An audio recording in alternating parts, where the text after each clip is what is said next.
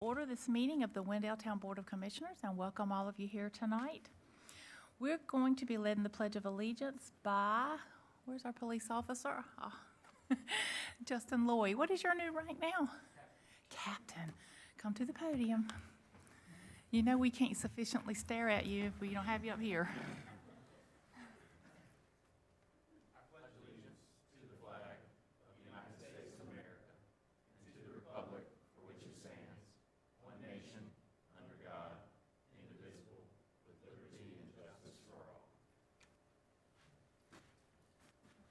Thank you, Captain Loy. You're new at that, I believe, a little bit, so congratulations on that.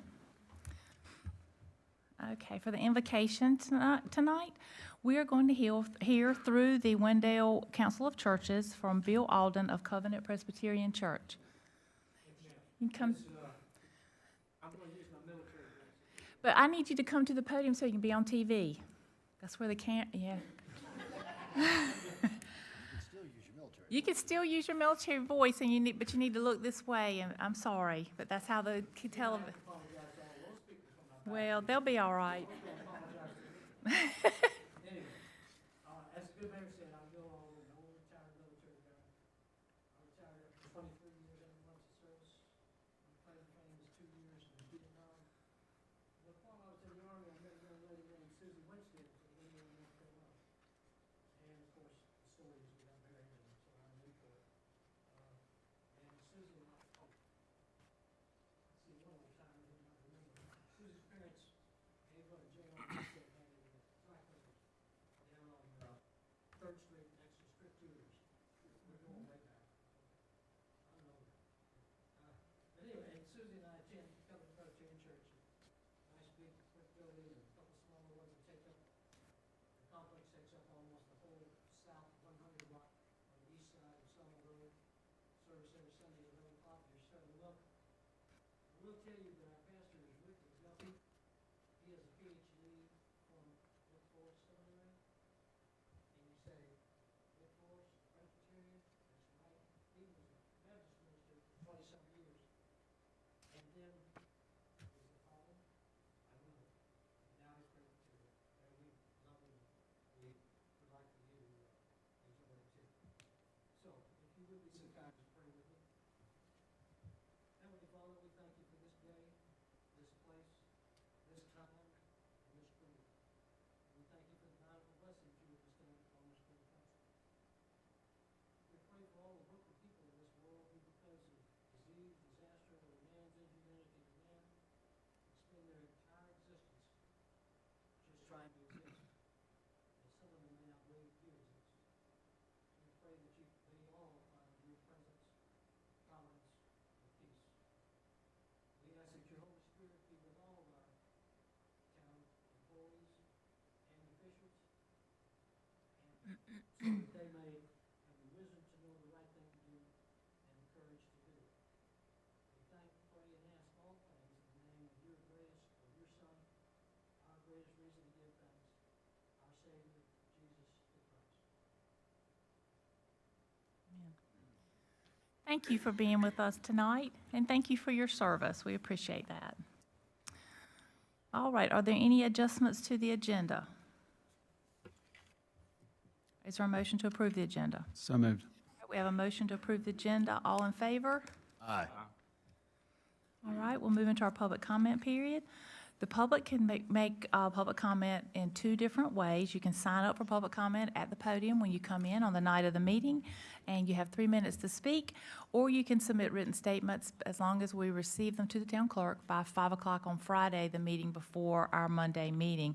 And please include your full name and address for the record within that if you send a written one, and it will be read into the minutes for the length of 3 minutes.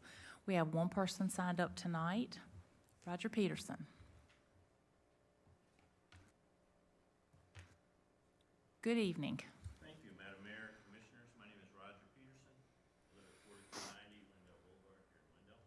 Also serve as Executive Director of the Wendell Chamber of Commerce. And I'm here really tonight to be a representative of the Wendell business community and more than 3,000 people whose employers are members of the Wendell Chamber of Commerce. Specifically, I'm here in support of 3 items on your agenda. Item 5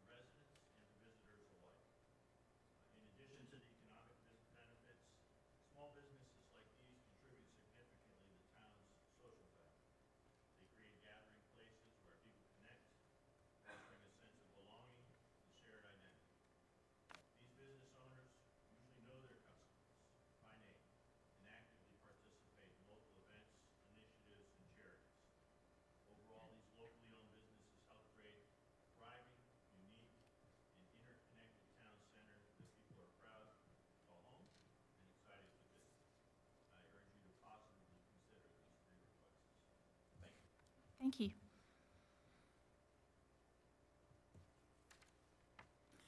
Do we have a motion to approve the consent agenda? So moved. All in favor? Aye.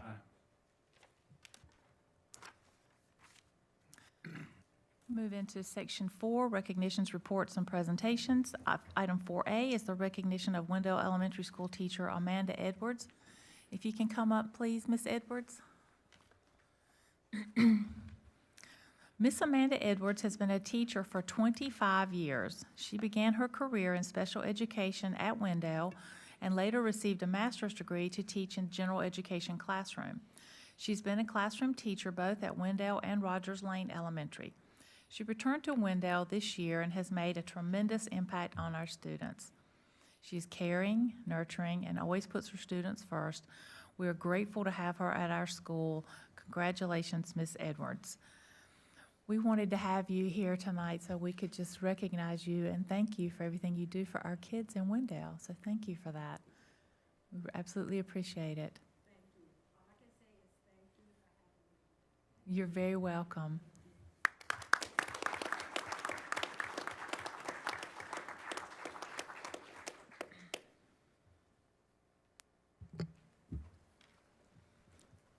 Item 4B is a proclamation recognizing April 23rd, 2025 as Administrative Professionals Day.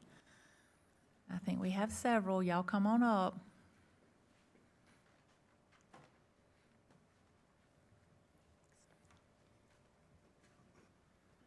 I'll read the proclamation and then we'll take a picture. So, this is a proclamation recognizing April 23rd, 2025 as Administrative Professionals Day. Whereas administrative professionals play a critical role in coordinating the office operations of businesses, government, educational institutions, and other organizations, and whereas administrative professionals are an important frontline public relations ambassadors for their respective organizations and essential contributors to the team-oriented environments in which they work, and whereas the duties of an administrative professional requires advanced knowledge and expertise in many skills, including communications, computer software, office equipment, project management, organization, customer service, and other office management responsibilities, and most importantly, they have the willingness to learn and accept new challenges. And whereas the town of Wendell is incredibly proud of our talented and highly skilled administrative professional staff and officially recognize and appreciate their hard work, support, and continued professional growth. Now, therefore, on behalf of the Wendell Town Board of Commissioners, I, Virginia Gray, Mayor of the town of Wendell, do hereby proclaim April 23rd, 2025 as Administrative Professionals Day in the town of Wendell and encourage all employers within the town to recognize and appreciate their administrative support. Duly proclaimed this the 14th day of April 2025, and it's signed by me. So we are so appreciative of everything that y'all do for us. We really are. Thank you. Y'all are the glue that holds it all together, I think, probably. Let's get a quick picture.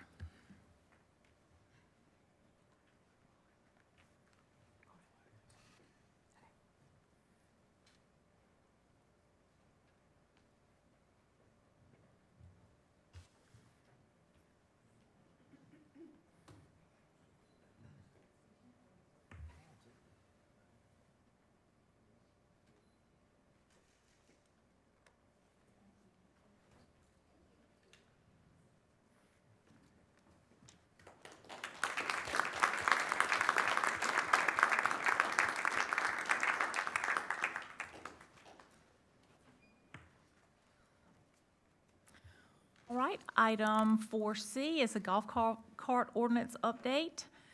Captain Loy.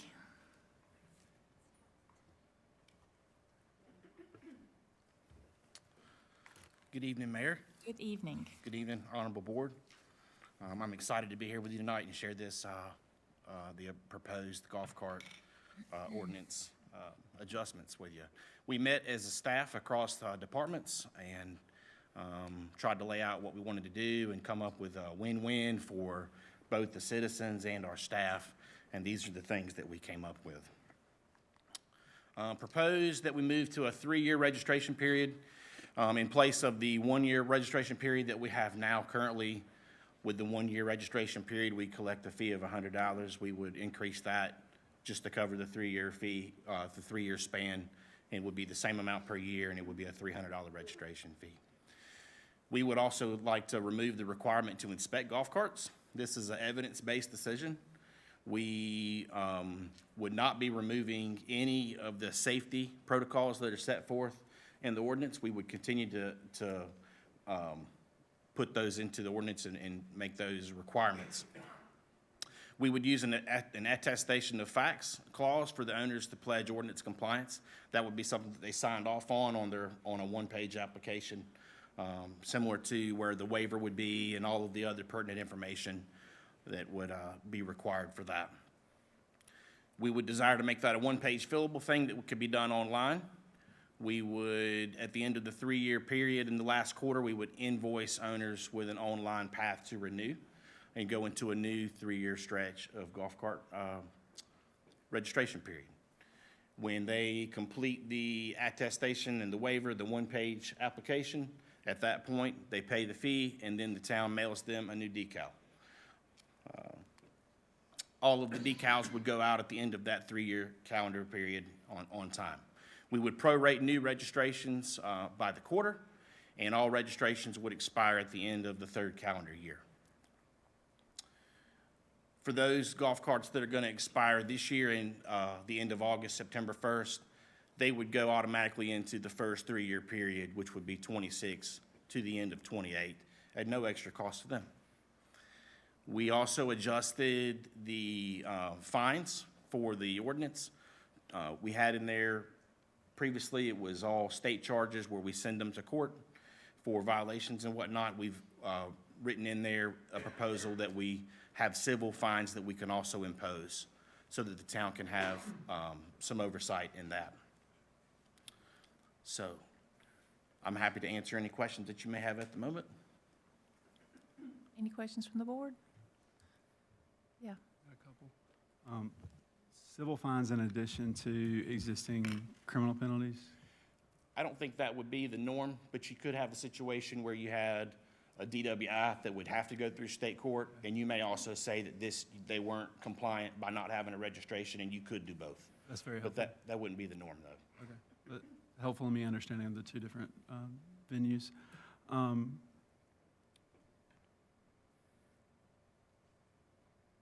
appreciate the policy and the work that went into it. And I think that I'm certainly excited about a 3-year period. I know that there may be others that may say they want a shorter period. That may be something we have to accommodate in the future. I don't think that I'm certainly excited about that, and not having to go through the registration process every year. I'd make a slight recommendation. Since we wrote this policy the first time, a couple things have changed, and golf carts have. So I think the language in there specifically around the definition says designed to and 20 miles an hour. I think the standard is probably moved 1 in weight up and 2 in speed up. And so I think 25 and like 1,500 or 1,600 is probably, we were not making lithium-ion carts when we wrote this policy. So by definition, golf carts, unless you were really visiting a guy in Darlington, South Carolina, your golf cart was never going to go that fast. The mayor's is permitted to go that fast. So I think we could capture some things that might not comply under this definition, but that certainly is an addition to, and I'll provide those to the manager. And I appreciate this, and this looks good to me. Absolutely. And the blueprint is the same whether you do a 2-year period or a 3-year period. It's a win-win. Yes. Can you talk a little bit about the attestation of facts so that people will Absolutely. understand? Absolutely. So we've been Same thing doing- as previously, right? Yes, Okay, yes. I just want people to understand that. Sure. So we've been doing, we're entering our 10th year of golf Yeah. cart registration. So we've examined our sample size and seen that we've had very, very few issues. I think we've had 3 golf cart incidents in the whole Yeah. time that we've had a golf cart ordinance. None of them had anything to do with the safety requirement. They were all operator error. So with this attestation, we would have the owner signing off a document saying that their golf cart meets all the requirements that are in the policy, as far as it has mirrors, it has working brakes, it has adequate steering, it has rubber tires that are in good shape, and all of those things that are required now. The only Seatbelts. difference is, ma'am? Seatbelts? So seatbelts, we can add that. That's Okay. not been something that was completely required, but we could do that Okay. at the board's discretion. I of believe the course. seatbelts are required if they were moving kids, minors. Seatbelts are required to be on the cart and in use if a minor is on the cart. So it's intended for the minor's usage. Mine has to have seatbelts. Yeah, and so does mine, and mine actually has like shoulder belts. Yeah. The intent for that, when we originally wrote it, is the structure of a golf cart is not the same as the structure of a car. Right. And so varying adults have varying opinions on whether or not they want to wear a lap belt in that scenario, but it's safer for children to be restrained. I completely agree, yes. Thank And you, it is a requirement for any child that would be buckled in a car to be buckled in a. So in a that golf would cart. be a requirement. Yeah, that would Okay. stay Okay. in the Okay. policy, Okay. or the ordinance, rather. So, yes. I do have a question. Talk a little bit about the renewal period. Are we going to do renewals each year and whoever is expiring on a rolling basis? Or are we not, we're doing it in '25 and then again in '28?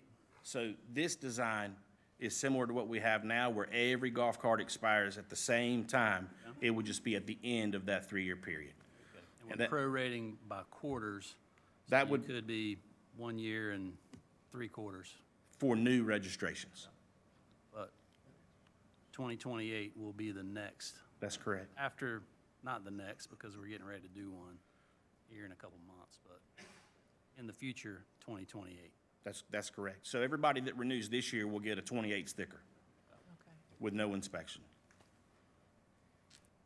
That's helpful, and that answers my question. Do you have a question? Yeah, it looks like, I know I always bring up, seeing the red line version. It looks like in our packet that maybe there was supposed to be a red line version, and that's not the version that we actually got. Can we get a version of this that actually shows the changes to the Absolutely, policy?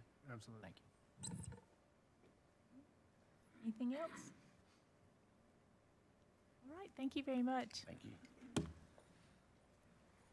All right, item 4D is the compensation and classification study presentation. I believe our town manager is going to introduce our speaker. Rob? Rob's joining us from Evergreen Solutions LLC. Rob's got a new North Carolina connection and likes visiting north this time of year from where he is. He brings a wealth of experience in evaluating public employee markets, which you'll hear tonight. I believe in our conversation, he's currently working in 12 different states right now with a large number of jurisdictions. We're lucky to have a person Okay, with this background, but welcome. guide us through the market analysis that's been done for the town. How you Thank doing? you. We're great. So grateful to be with you. So, look, selfishly, I want to say that your project has allowed me to, just the timing of it worked out. My 20-year-old daughter just moved out of the house a week ago. And so when I came up here to give this presentation, I got the opportunity to have lunch with my daughter that just moved out. So unknowingly, you allowed that to happen when we first signed this back last year, but just want to say thank you. I'm grateful. Last time I was here, I think it was December, first week of December. We were here in this room, and I had an opportunity to meet your team and start doing a little bit of research about what's going on in this community, and it's impressive. I get the opportunity to do this with local governments, water utilities, primarily around the country. And I can tell you, you've got a heck of a team here. You really do. And really excited to show you what we've got here. Think it can make a difference for you. And it'll help you with recruitment and retention and help it kind of blend in with the already really incredible culture that you're developing here, which is becoming more and more important in the workplace, to be sure. Slideshow will take me 10, 15 minutes to go through, and please, I do this all day, every day, So I understand compensation studies may not be the thing that you roll out of bed and have a cup of coffee thinking about in the morning, but I geek out on this stuff, so you can pause me at any time that you want, and we'll try our best to answer any questions that you might have along the way. So the agenda, we're going to just go right past that slide. All right, study purpose and importance, okay? Really, we were trying to get ultimately to a fair and competitive pay plan, knowing that you already have a protocol where you're regularly looking at your compensation to make sure that you're paying a competitive wage. I wish more of my clients were doing that. So you already have a clear understanding of your compensation philosophy and your structure, but we wanted to make sure that at the end of the day, we're fair and competitive. And doing that, looking at the market conditions, this did look at internal equity, which is the fair piece, but it also looked at the external equity, which is that competitiveness piece, and that's the salary and benefits portion. And we want to make sure that we're identifying any positions that may be falling out of, want to remove any competitive disadvantages that you might have. So if you have high turnover classifications, if you have any recruitment retention issues, we want to address those with this study. It started, as I said, back in December with outreach, with the visit here. Before that, we had a kickoff call with your leadership team where they gave very clear direction on what they were looking for here. And they have asked challenging questions all along the way, really leaning forward. And we feel like this is a collaborative process, and your team has really approached it that way, and we feel like you're going to see that in the participation numbers from your employees, and it's really helped us get to the point where we are today. The internal equity piece is, what we call our job assessment tool. That's fancy consultant speak for an employee survey, all right? Then the external equity piece, as I was saying, is the survey for market and benefits. Our process, we look at all of the job classifications. Our goal is to place those job classifications into new market competitive pay ranges. And then after that, we want to take the employees that occupy those pay ranges and we want to move them in. And there's different ways to do that, which we'll talk about in a moment. We're going to show you what the costs are for the methodology that we have recommended. And today we find ourselves at the presentation of study findings. After this, we will write a report that will memorialize the study findings and the work that we've done for you. And then ultimately, we're going to do a job description update to make sure that we have legally compliant job descriptions. Very important that you have a compensation philosophy, that we kind of begin with the end in mind and we know what the finish line looks like, what we're trying to achieve together. And I can tell you that you're in the minority of municipalities that actually have a compensation philosophy, that you kind of know and have stated what you're looking to do. So I feel like there's unique competitive forces at work in your area. And you find yourself in a rapidly growing area. That's not going to be a surprise to you, but you are in a very competitive labor market. There is no question. And in and around the Raleigh area is one of those, if not the most competitive, it's one of the top 5 competitive markets, metropolitan markets in the nation that we have an opportunity to go to.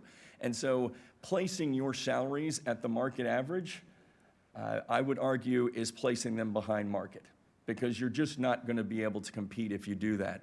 So having the idea that we're going to place them at the 60th percentile, we're not going to be the highest paid here, okay? But we're certainly not going to be at the market average. And to make sure that you're meeting the service delivery goals and expectations of your citizens and of their elected policymakers, we feel like that is a wonderful place to be, with the understanding that markets move, they're living, breathing, dynamic things, and as they move, you may need to adjust that for certain classifications. But overall, placing it at or above the 60th percentile. As I said, we move classifications into those market competitive pay ranges. We want it to be an open range pay plan. Gives you more flexibility. You can honor and maybe give value to folks that you hire that bring in experience that they gained outside of Wendell.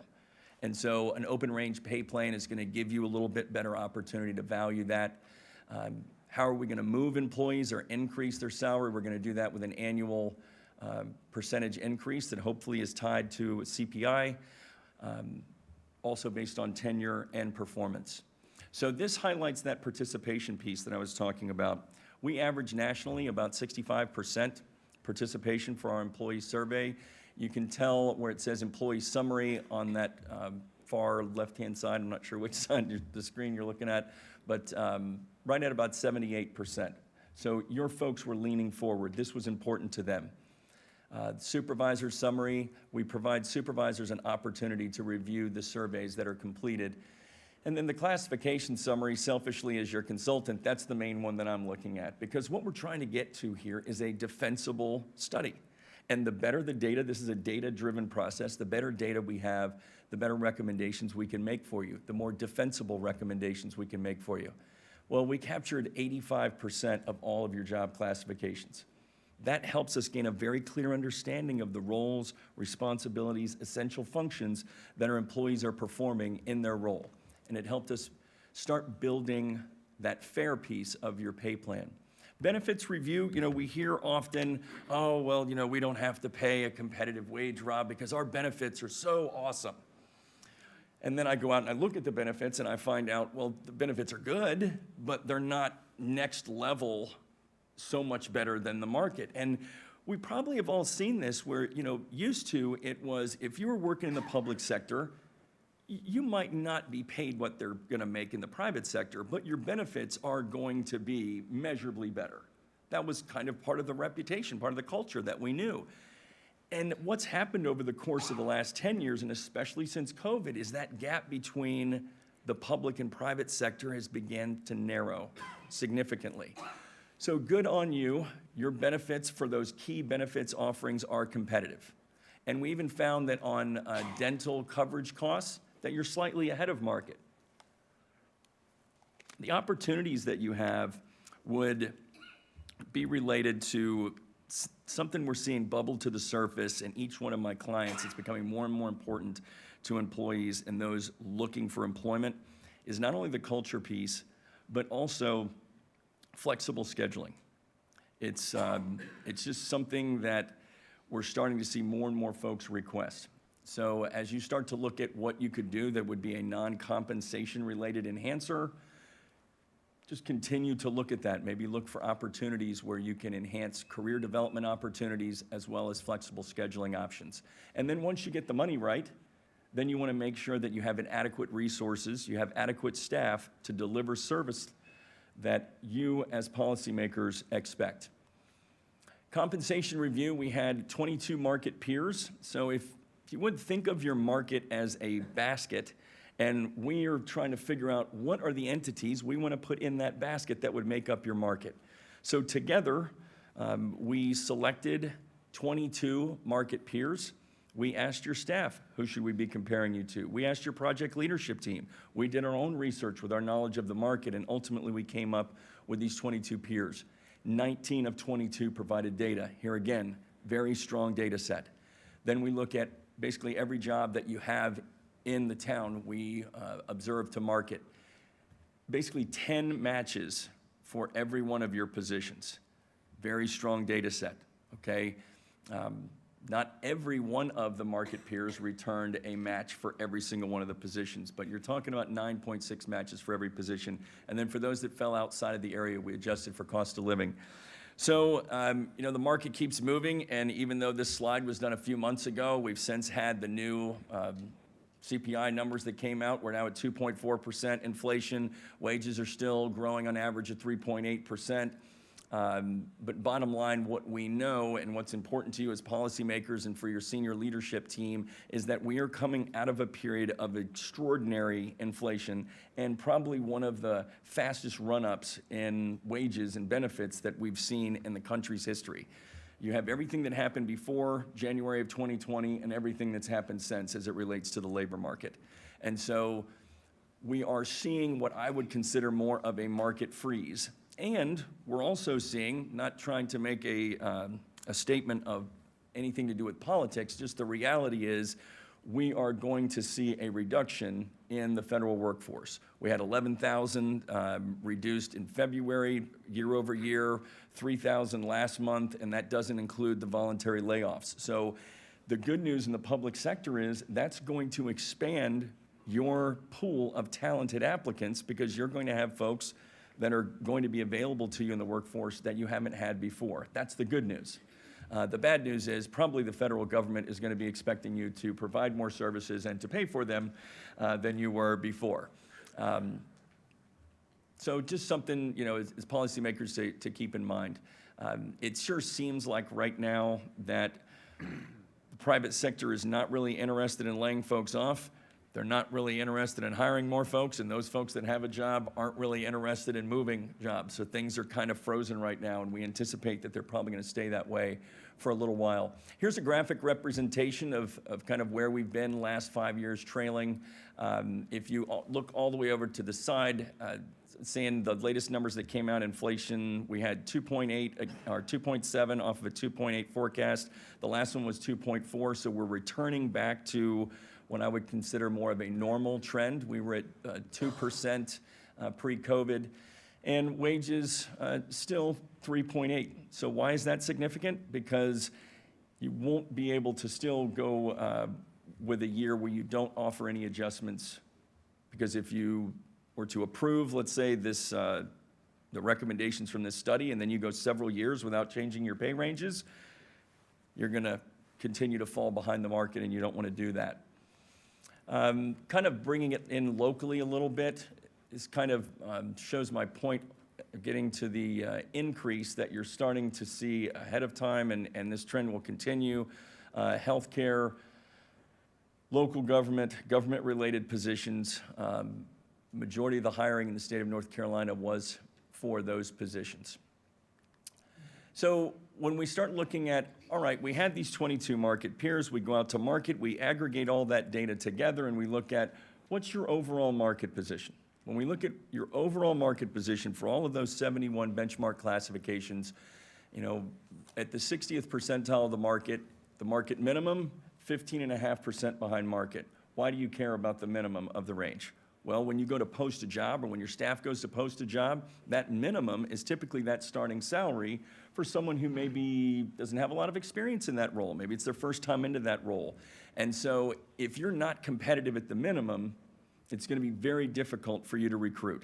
Or what's going to happen is, to fill that job, staff's going to have to start somebody farther ahead of the minimum of the range. That creates compression. So we have issues there. When you look at the midpoint, I felt like that's an area where you were particularly vulnerable. The midpoint indicates employees that have now reached a level of tenure, experience. They probably got the certifications that they need, the licensure that they need in their job. And in a competitive labor market, leaders, supervisors, those salaried positions, they become very sought after, because another entity can come and, you know, recruit them to their organization. They know that they've, you know, got you as the training ground, and they're getting some talented folks, and maybe they can give a little bit of an increase and pick them up. When you're 20% behind market, 21% behind market, you're particularly vulnerable. So we feel like the recommendations that we're providing as part of this study will address that. Couple more slides here. As I told your staff when I was here, there's no recommendation that Evergreen would make that would have folks make less money than they're making now. We kind of figure that we have a baseline, and we certainly don't want to go backwards and erode market competitiveness. And then, as you could see from the previous slide, if we're behind market, we don't need to be in the business of reducing salaries. If an employee happens to have a salary that would be ahead of where the methodology would recommend they go, then they would just get no adjustment. As it pertains to your study, every one of your employees is recommended for an adjustment because of the methodology that we're recommending. Market position, we already know about that. This is a one-time implementation. As I understand it, this will be part of your budget process. And so it is sustainable, and it is affordable within the guidelines of the budget that will be presented by Garrett and your team. First, this aligns all of those 71 positions into new market competitive pay ranges. And then it preserves an employee's position that they have in their current range when we move them into those new pay ranges. Okay? So the relationship between employees would remain the same. The costs that you're going to see are base salary adjusted for cost of living. So that's not your all-in costs with taxes and benefits and such. I've basically said this same thing about 4 different ways. So we're going to go to what we call the money slide at this point. We included the bring to minimum, just so you know, that's part of the 1.1, because we have to bring employees into the plan at a bare minimum. So the discounted compa ratio says that we are going to recommend that employees retain 90% of their range placement. What the heck does that mean, Rob? Well, if an employee is 10% ahead of the midpoint of their range, then what we're going to do is when we move them into their new market competitive pay range, they are going to be 90% of the way to that 10% past midpoint. So if we were going to bring them 100%, then they would stay 10% past midpoint. They're going to be just short of that, okay? Here again, we have realities, fiscal realities at play. And we want to make sure that we're providing a competitive pay plan, that it's fair, but it's also sustainable.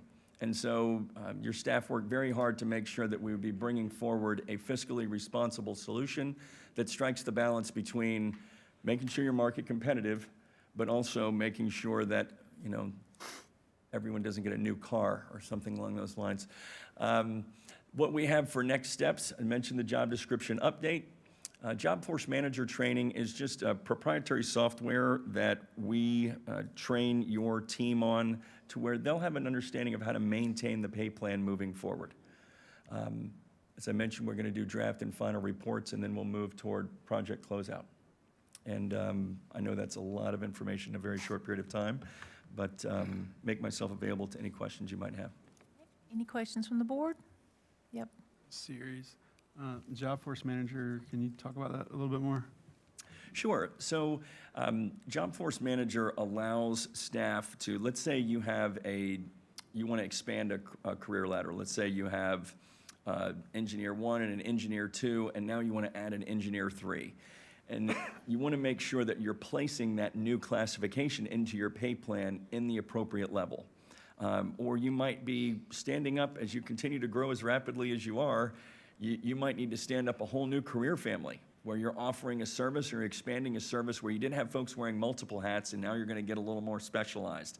So to maintain internal equity, that is a tool that will help staff accurately and fairly place that new position into the pay plan to where it's not about winners and losers. It's not about something that would be unfair. It's based on a scoring system, based on the essential functions that new job would perform.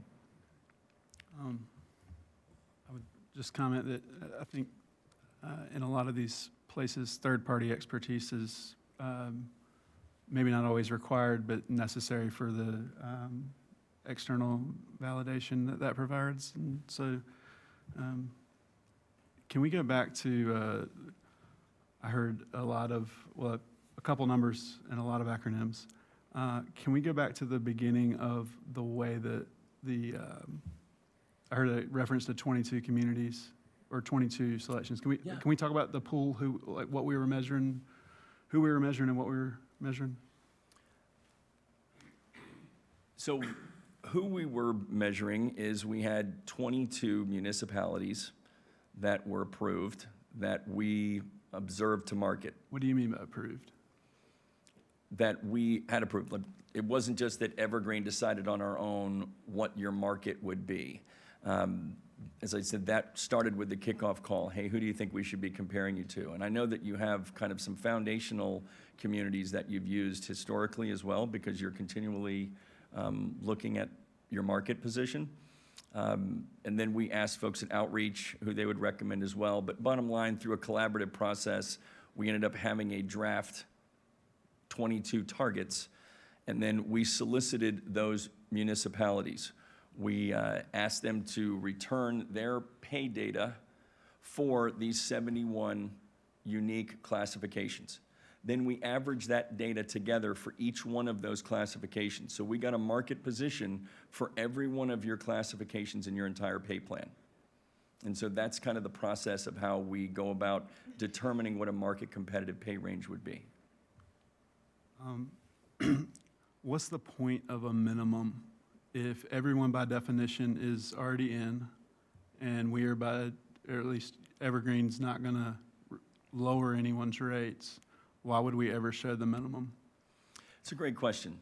The market, and if have somebody that's looking to consider employment here, they're going to want to know what's their earning potential. And so we're going to have a floor there at some point that we need to establish. It also allows you to know in those instances where you have somebody that might come into your organization. Maybe I've been, you want to hire a new Parks and Rec director, and I've been serving as a Parks and Rec director for 10 years coming in. And so you wouldn't start me at the minimum, but we have a frame of reference if we have a established pay range, which the market does. The market has an established pay range, a minimum and maximum, so you know what should be the starting salary for somebody coming into a position without any experience, and what should be the ending salary, if you will, the market cap, once you reach the maximum or the top of your profession, if you will. So the minimum is important because it lets you know what you should be offering as a starting salary to where you can be market competitive. It's also used as a frame of reference on where to help you slot an employee if they have experience that you want to value or give credit for. Can you talk about compression and how the the phraseology you used was for the type of calculation you did to get to the midpoint? But if I'm hypothetically, let's take the senior police officer, one with 5 years experience, one with 2 years experience, and now we're going to be rebanded. I'm almost certain that senior police officer position almost always classifies to be. How do we make it so that the new officer hits the minimum, because that's the new minimum we've established? How do we pick 3 or 2 and 5 within that next range? How do we make sure that officers don't get compressed? So we didn't want to go chasing a solution where there was no problem as it relates to compression. And so I did evaluate current annual salaries and what's the relationship between those annual salaries for like positions.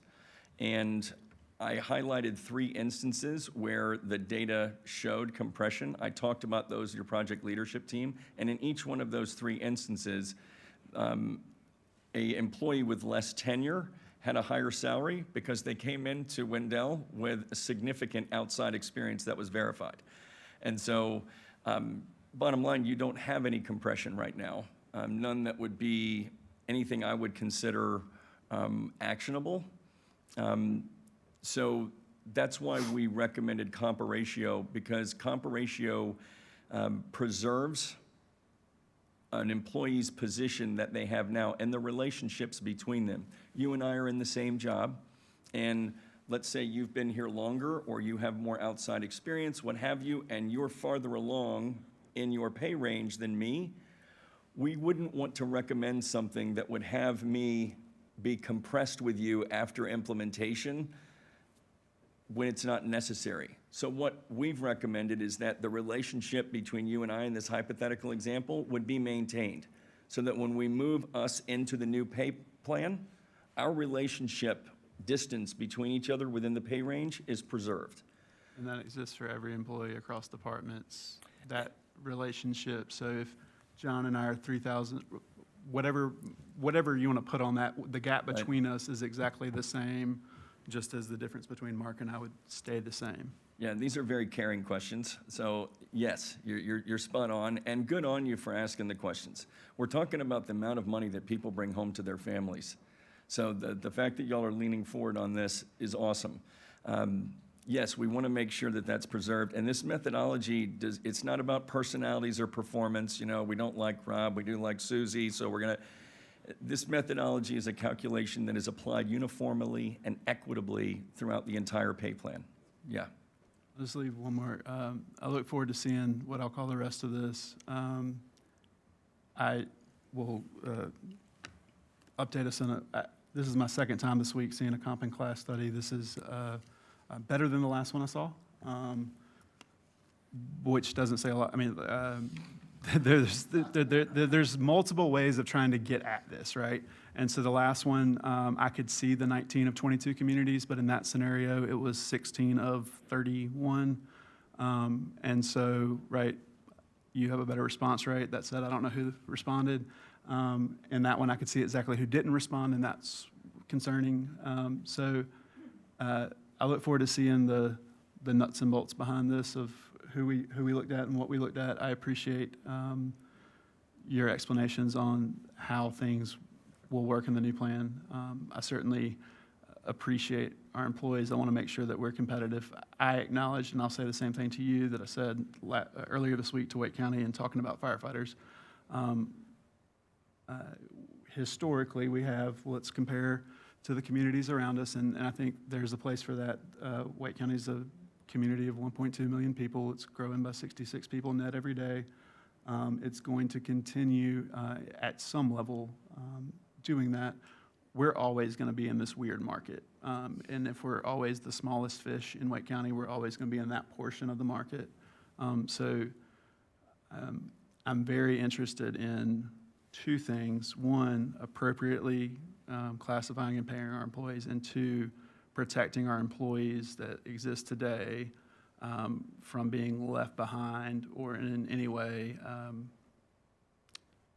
getting passed by a pay plan that is intentionally forward-thinking and intentionally trying to do all the right things, but might leave them in a different spot than where they previously were. So thank you for your work on this, and I appreciate you answering my questions, and that's all I have, Madam Mayor. Thank you. Anyone else? We all really care about this a lot, so thank you for your time. One, to follow up a little bit on one of Commissioner Joyner's threads, I think, on the written report that will be forthcoming, will that include things like detailed data breakdown by family or classification and some of the information about the market peers? Yeah, it'll have the list of the market peers. It'll show you which ones responded. As I said, we had 19 of 22, so almost all of them responded. Off the top of my head, I don't know the 3 that didn't respond. But yeah, you'll have that information. You'll also have the new pay plan. So yeah, and then if there's any additional information, staff can request that and we can provide that for you immediately. But it'll be the full breakdown of by classification, the range, and like the actual new recommendations. Yes. By job classification is what I'm Yes, asking. each one of the job classifications, it will have what their position was relative to the market. And then what the recommended range for, I'm just trying to make sure I'm understanding what we're gonna If y'all get. want that level of detail in there, then we can absolutely put in what the current pay range is and what the pay range would be moved to, and that % increase. I think overall, we were right at where the market was. So I think we're 15.5% behind market overall. And I think we moved it, I think overall 17.6% is what the overall market move is when we average all of the positions together, some of them being lower, some of them being higher. Okay. It's a helpful segue then. Can you go back to that slide with the most numbers? The most numbers? I think it was, is it before this? Or maybe that was, hold on, go back just a couple. Okay, yeah. Can you explain this to me a little bit more? Sure. So at the top of the page, if you have those 22 market peers, we get data from 19 of them. So administrative assistant, we ask them, give us your pay data for your administrative assistant. And so 19 of those 22 market peers gave us information for an administrative assistant. We average all of that together. So all of their minimums, some of them are starting at 45,000, some of them are at 42, some of them are at 35, whatever it might be, and we average all of that together. So we have an average for an administrative assistant position. Let's say the overall average in the market is 40,000 is the minimum. Then we compare that to your current minimum salary. So let's say you're at 35,000. All right, well, if the market's at 40, if the market average is at 40 and you're at 35, you're obviously lagging the market. And so when we take all 71, we do the exact same process for every one of those 71 positions. When we average all of that together, at the minimum, you were 15.5% behind market overall for all of those 71 positions. We do the same thing at the midpoint. We do the same thing at the maximum. Make sure I'm tracking you, though. 13.8% below the minimum at market, right? That's at the market average. I thought that's what you said. Yeah. That's what And when you hear percentile, and I think, if we had 10 market peers, 60th percentile would be slot number 6. That means you got 4 that are paying more than you got 5 that are paying less, you're in the 6th position. The average is just a straight up average, okay? The survey average range spread, what that relates to is the distance between the minimum and the maximum. And so that becomes important when you're looking at, well, what's my earning potential? If we start competitively at the minimum and I have a range that's 90%, well, my upside, my earning potential is higher if I'm at 90%. The market's range spread between the minimum and the maximum is right about 61%. So y'all fall right in line with that. And then you know about the responses. For some of the positions had 14, 15 or more responses. Some of them had less than 9 responses. But overall, having more than 9 responses for every one of the positions is pretty robust. Thank you. When you said that we're right at it with the survey average range, what is ours? I think you said we're right at it, 61.3% of the survey average range that was Meaning identified. your pay range. What is ours? I think you're at 60? Okay, I that wasn't on here. I was making sure I was tracking. Yeah, Right. and that'll be Similar. on the new pay plan slide as well in the report. Okay, and then help me make sure that I understood what you said about what comp ratio it was, because I've always understood it to mean that it is more related to your current salary relative to the midpoint for a position, as opposed to retaining your current placement within a pay range. Is that interchangeable depending on the usage, or? It's kind of, you're saying the exact same thing, just in a different way. You're exactly right. If you wanted to say that we're going to preserve an employee's position relative to the midpoint, we can categorize it that way. So if I'm 5% behind midpoint, and let's say we're moving me into a pay range, and that pay range is 10% higher than the one that we're in, you're going to move me into that new pay range, but I'm going to remain 5% behind the midpoint of that new pay range. But the 90% number you've talked about does not mean 90% of midpoint. It means 90% of where you were on the grade currently. Yes. Okay, I got you. It doesn't give you 100% of the move, it gives you 90% of that move.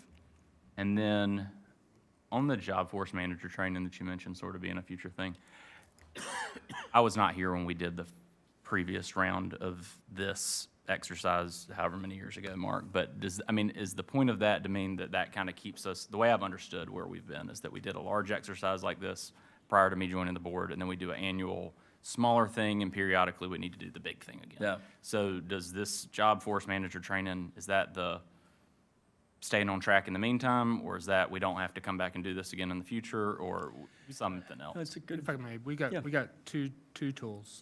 So our policy is that we do a complete comprehensive review of all pay and classifications every 5 years. We also make sure each position is reviewed every 3 years. So this coming year will be year 1. Year 2, we start evaluating the first third of our positions, and then second and third. One of the reaffirming things in the data that we were seeing is the employees that are furthest away from their review had the biggest increases. So the board's effort the past few years has made a difference. The lowest increase are the ones we just reviewed last year and compensated. So that there's Makes sense. you're more up to date as you go through. You're never that far off. We have 2 means with, one is the tool that Evergreen is providing us to be able to place positions in the market. As y'all know, as our organization grows, there's new titles and positions that we haven't had before, so that's different than in the past of just being able to compare comparative position titles. The other tool that's in the proposed budget for the coming year is a regional council effort. They're actually collecting data from across all of our counties and jurisdictions in Central Pines Regional Council, and so that data can be brought in and then help inform what's being put in the tool moving forward. So we'll have those 2 tools. Yeah, I wouldn't think it wouldn't replace your current process. I would look at the job force manager more as a benefit on the internal equity side of things, the fair side of things, not the market. Your current process and protocol for going out and continually looking at 1/3 of your classifications and market, that would be unrelated to job force. Job force would be more related to internal equity, the relationship between positions. Yes, the market can have an impact on that, but that's the primary purpose of the job force manager, just an extra tool in the tool belt for your team. Cool. One last, you mentioned earlier on in your presentation, something about there being 11 job classifications that didn't have, I think the acronym was like JATs, the responses, I might have gotten the Yeah. acronym wrong. Make sure I understood that. Was that, there were 11 classifications that we currently use wherein we had no employee who participated in your work, or we weren't able to get feedback externally on those job classifications? Is there something we can do, staff can do, to help support that gap, is Yeah. what I'm asking? We would always love to get 100% where everybody participates, absolutely. But first of all, this is very high. The participation was very good. We have existing job descriptions. We have the market. If we don't have a JAT, which is a job assessment tool, if we don't have an employee survey returned, here again, you notice there's a gap between, we have 77.5% of employees, total global census, if you will, I think around 88, 90 employees that completed the survey. But when we look at the number of classifications that we captured, we're up over 85%.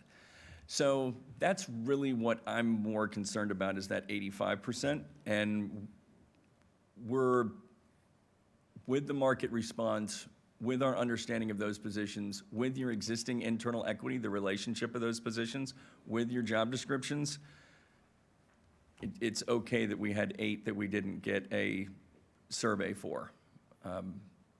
But here again, good question to ask, Well, for and sure. I'm always conscious in these sort of more macro efforts of the whole thing's great and you move the needle in the right direction, and then there's something that, sort of to Commissioner Joyner's point earlier, there's always some classification or some group or something that doesn't quite get accounted for in the way that somebody thinks is right. It doesn't mean it's not right, but just making sure that you have the best data and the most complete data set you can have to make the recommendations that you're making is Yeah, what my priority is. We didn't have to fill in as many holes for y'all hardly at all.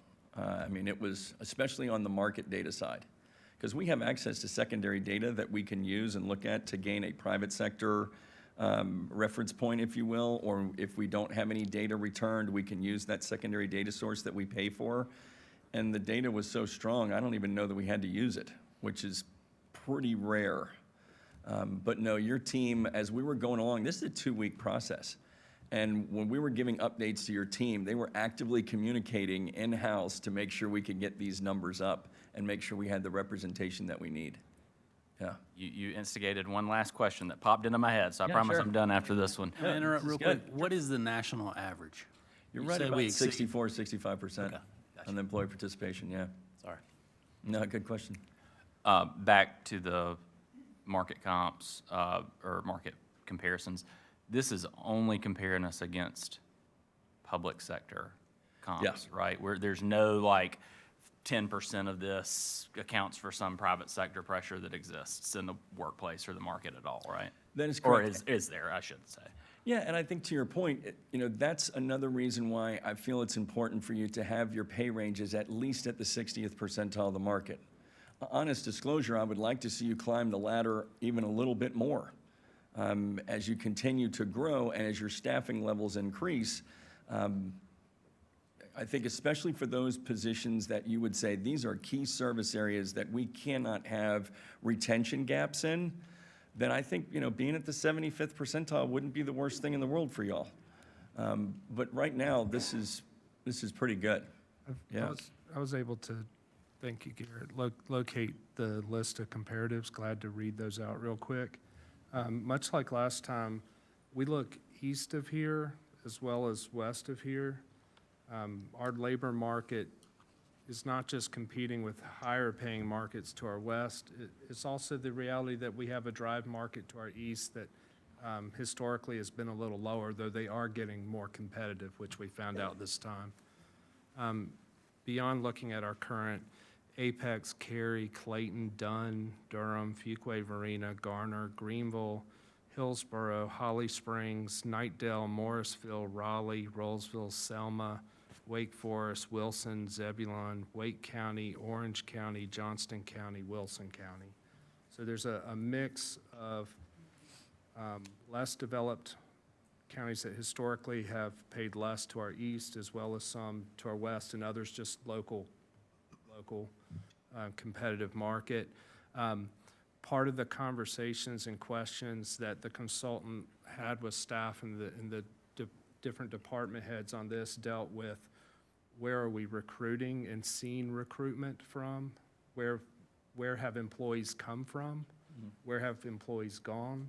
So that conversation is part of it, and we want to make sure that we're looking at those as part of our comparatives so that we can still be at that. I mean, if you think about 60% of market and we're paying you 90%, that's market average pay at the end of the day. That's what's been communicated to staff as well as the board as we've gone through this process. What's recommended here is what was conveyed in our budget meetings as well. So it's consistent across the board. It came in very close and required very little adjustment because we've had a lot of that communication. Thanks, Gary. And we'll provide that list as a whole to you digitally so you can see. Anything else from the board? Yes. One quick question, and I certainly thank you for your work and acknowledge there's some certainly common class professionals up on the dais. I am not one of them, so I'm going to ask a question, not meant to trick you up, but I just want to know. I appreciate all the pros, but from a layman's term, is there the only con I would perceive is the perception that, hey, Bob got taken care of and Stephanie didn't. And I think the other commissioners touched on it. If that were to happen, what is the solution mechanism? What is the safeguard to ensure that no employee is left behind? No, it's a very good question because, look, everybody views it through the lens of how's it going to impact me. So if we have the same job and you get a $500 raise and I get a $100 raise, then what happened? And I think that's one of the key things about this methodology. As I was saying, this market has seen an extraordinary run-up. So for you to fill some positions, being the last one in the pool was pretty beneficial to this point. If you got hired in 2023, it was probably better than getting hired in 2021. Although if you got hired in 2019, 2018, your market value would be significantly less. Here again, in this instance, let's say after implementation, that you have a position that you notice is starting to get more competitive with market. It's starting to get more market pressure. And that can happen for any number of reasons. But, let's say you're planners. You just, planner leaves and you have another one leave and you can't staff them. That might be something that you need to react to. But as far as after implementation, the relationship between employees, I feel as though it would be very difficult for an employee to feel as though they were negatively impacted or unfairly impacted given the market move that is being recommended. The data is the data. And so if you're 15.5% behind market and you know what your market competitive pay range is and you're placed into that pay range, it's pretty tough to argue that you're not being paid a fair wage. Let me ask one follow-up. Then I guess back to that internal equity question. Is that the job of that? And forgive me if I misquote this. The workforce compliance manager. Is that the safety mechanism? No, I think from a are you competitive with market standpoint, the protocol that you currently use where you're analyzing 1/3, you have a study, you implement that study, you get your ranges market competitive, you move employees equitably into those new market competitive pay ranges, then to your point, we got to maintain it moving forward. We recommend that every 3 years, 3 to 5 years, you do an update to your study. So in this case, it'd be all 71 classifications. But along the way, y'all pick out a third and you do little snapshot evaluations of how you compare to market. That is best practice. Okay. There is no special software that we can give you. You're doing it the right way. And you're in the minority of folks doing it that way because it takes time. At The easy thing to do is to say, you know what, why don't we just give everybody a 3% COLA every year, and we don't need to look at these positions and see if they're changing, which they are. You know, all 71 of those positions don't move the exact same amount every year. There's little deviations there. So I think you're doing it the right way. Thank you. Yeah. Appreciate that. Yeah, good question. I'm gonna ask one question. I was getting ready to say anything else. Mine's simple. You threw out a lot of numbers. We talked a little bit more about the 60%, the percentile. 19 approved peers. So when we take the 71 positions, we average that together, we're 60th percentile of the average. Is that, we are essentially 60th percentile of the 19 that responded? Good question. So we had 22 approved peers. Of those 22, 19 gave us data, okay? But of those 19 that gave us data, we didn't get all 71 positions, hence the average. You know, you'll have some entities that might be a little bit smaller. Maybe they don't have a level 1 and a level 2. They just have a level 1 for a position, and you'll have a level 1 and a level 2. So in that instance, we would receive data for the level 1 that we would incorporate into the average. But for the level 2, that might be one that we only got 10 responses back instead of 12 or 17 or whatever. You get the idea. That's where your 9.6 comes in. Roger that. So that 9.6 represents, if we looked at what was the average number of market peers that we got data back from, we averaged 9.6 data points, responses, for every single one of the positions. Yeah, Thank you. yeah, this is good stuff. Anyone else? Rob, to expand just a little bit on that, there were some positions that you received a large number of responses. Oh, yeah. And you were able to use those more as anchor points within the proposed plan. Yeah, so good point. So let's say, like in that example I just gave of a 1 and a 2, okay? So let's say we'll pick on administrative assistants, all right? So in the market. Easy now, we just recognize. Yeah, I know, right? Pick on them in a good way.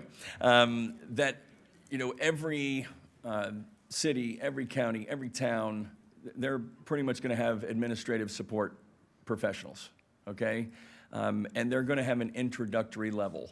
They might not have an admin assistant 1, an admin support specialist 2, an office manager. They might not have multiple levels, but they're going to have that one anchor position. Same thing in public works. We're going to have an introductory maintenance position. Those are kind of the anchor positions that Mark was talking about, where we were getting 15, 16, 17 responses. So let's say you have 3 levels, and the only thing I get is that administrative assistant position with 16 responses. I have set an anchor position where I can confidently tell you this is your market range for this position.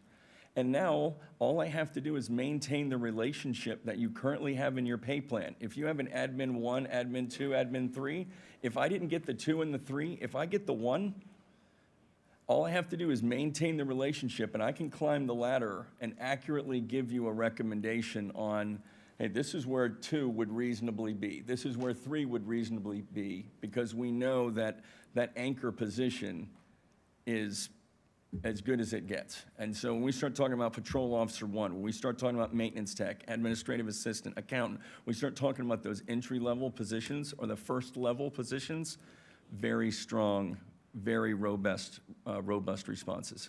Makes sense. Yeah.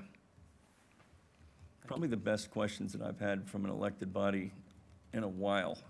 Y'all are awesome. Anyone else? I'm sorry for whoever thought this was going to be like a 2-minute presentation. I love it. Thank you for your presentation and your attention to our questions. This is very important to us. Yeah, as I you love can it. see. So grateful for the opportunity, Yeah. Madam Mayor, and we hope to get the opportunity to work with y'all again. It has truly been a joy. Yeah. Thank you. Thank you. Right, we'll move into section 5, the public hearings.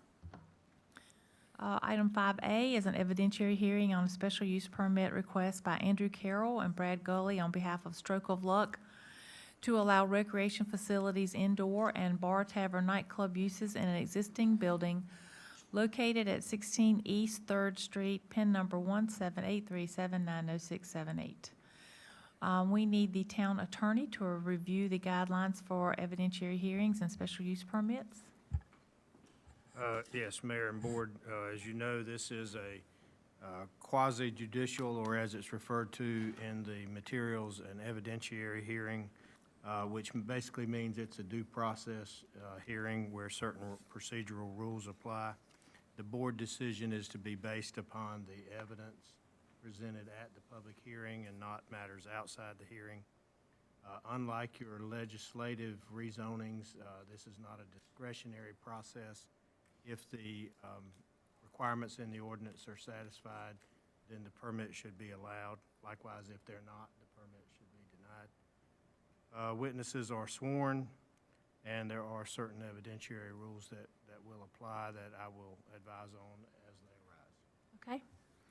So anyone who wants to speak and is going to be presenting any information tonight has to be sworn in by the clerk.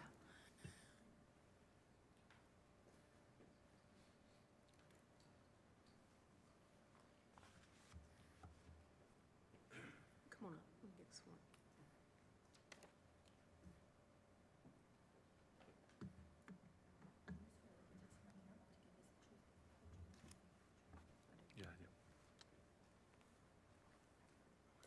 All right, we'll open the public hearing and hear from staff. Good evening.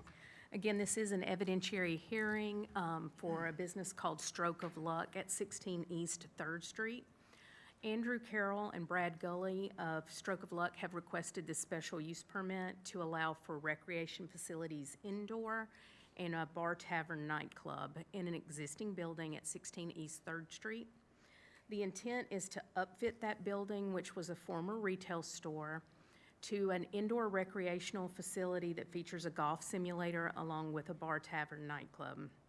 According to the application, the occupancy of the building is 68 people. There's 2 golf simulator bays planned, which can accommodate 4 people per bay for 35-minute sessions. There are also additional plans to include seating for 30 to 50 people in the bar area. There you see the 2 definitions that we have for you tonight for recreation facilities. Indoor means uses or structures for active recreation included gymnasiums, natatoriums, fitness center, et cetera. This definition is inclusive of both nonprofit and for-profit operations. And bar tavern nightclub is a business where alcoholic beverages are sold for on-site consumption. And this goes back to many that we've had before. It's not a primary business like a restaurant that serves alcohol as a secondary use. This is for the main area, which is the consumption on site of the alcohol. There is one additional standard in the UDO for recreation facility indoor, which states indoor recreation facilities are permitted as part of a common plan of development and shall not be permitted as infill development. This has previously been interpreted to apply to new development only and not to existing buildings such as the ones downtown. Bar Tavern Nightclub also has an additional condition which states no such facility shall be located within 300 feet of a property line of any lot containing a church or school or any residential district. The closest residential district in this case is approximately 500 feet away, and the closest church is more than 1,000 feet away. The building at 16 East 3rd was most recently a thrift store. The thrift store still occupies the adjacent building at 14 East 3rd. Parallax Coffee occupies the building on the east side of the proposed use, and the block also has retail stores and a nail salon. Across 3rd Street are Perry's Gun Shop, Groomer Ruth's, Simply Blush Bridal, and there's 2 unoccupied buildings as well. The building at 11 East 3rd has previously received a special use permit for an indoor recreation facility. The building, while currently unoccupied, is still eligible to become an indoor recreation facilities as special use permits run with the land or the building and is not dependent on a specific applicant or business.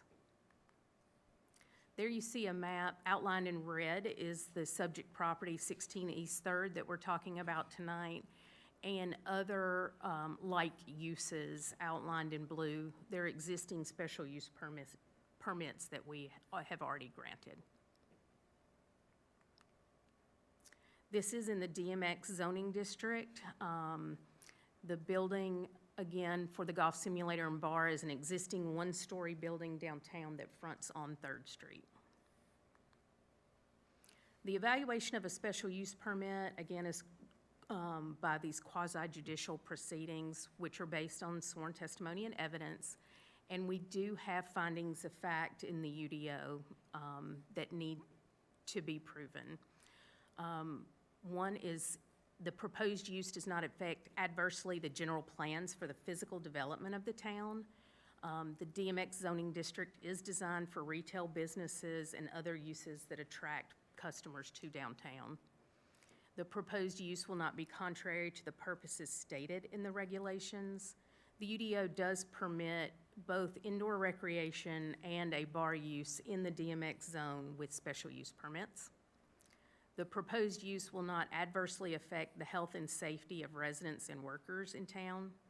The applicants have stated in their application that the use would not negatively impact the health and safety and is intended to promote physical activity. The proposed use will not be detrimental to the use of development of adjacent properties. The proposed golf simulator and bar are adjacent to a thrift store and Parallax Coffee, which are both closed in the evening when the bar and golf simulator would be open and is most active. The proposed use will not be affected adversely by existing uses. There's a mixture of retail and restaurant and other commercial uses within a block of this site. The proposed use will be placed on a lot sufficient in size. There is an existing building. Again, there's no increase in the footprint of the building. Everything will be located in the existing building. The proposed use will not constitute a nuisance or hazard because of number of persons who will attend or use the facility, vehicular movement, noise or fume generation, or type of physical activity. The hours of operation, as stated in the application, are 2 to 9 on Sunday through Thursday and 2 to 11 on Friday and Saturday. Most retail businesses downtown close at 5 or before, while restaurants, breweries, and other complementary uses are open later. Per the application, occupancy of the building is 68, and the 2 golf simulators will accommodate 8 people. The rest of the occupancy is to be dedicated to the bar, tavern, nightclub use. The standards set forth for each particular use or project which a permit may be granted have been met. All building and fire codes, as we have discussed before, for the building upfit will need to be met. And they have already applied for permits pending the action of the board tonight. The board may impose or require such additional restrictions or conditions as may be necessary to protect the town. The board, again, may impose any conditions that you wish at the discretion, at your discretion. The proposed use shall be subject to minimum area setback and other requirements. Again, they're proposing to utilize an existing building within the DMX with no increase in footprint.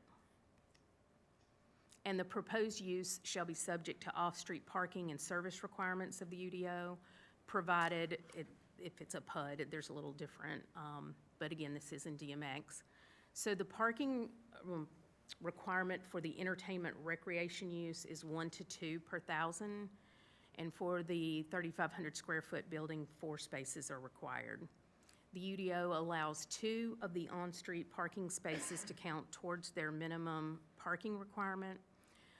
Since we have drafted these slides, the applicant, and he can tell you about that, has secured a parking agreement with a nearby property owner as well.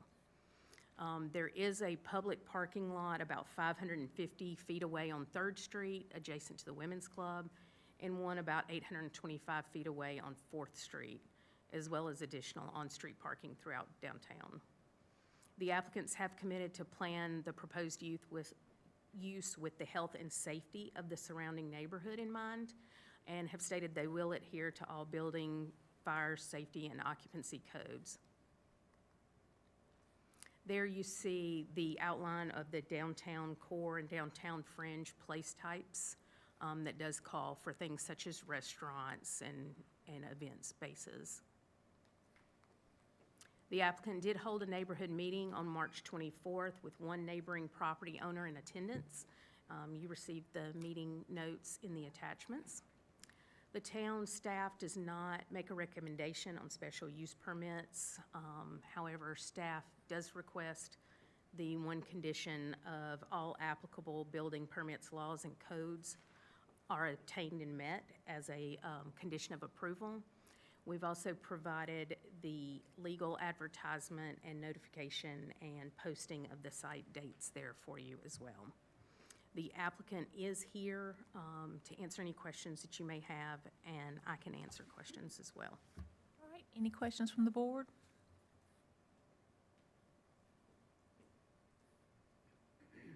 Okay, let's hear from the applicant.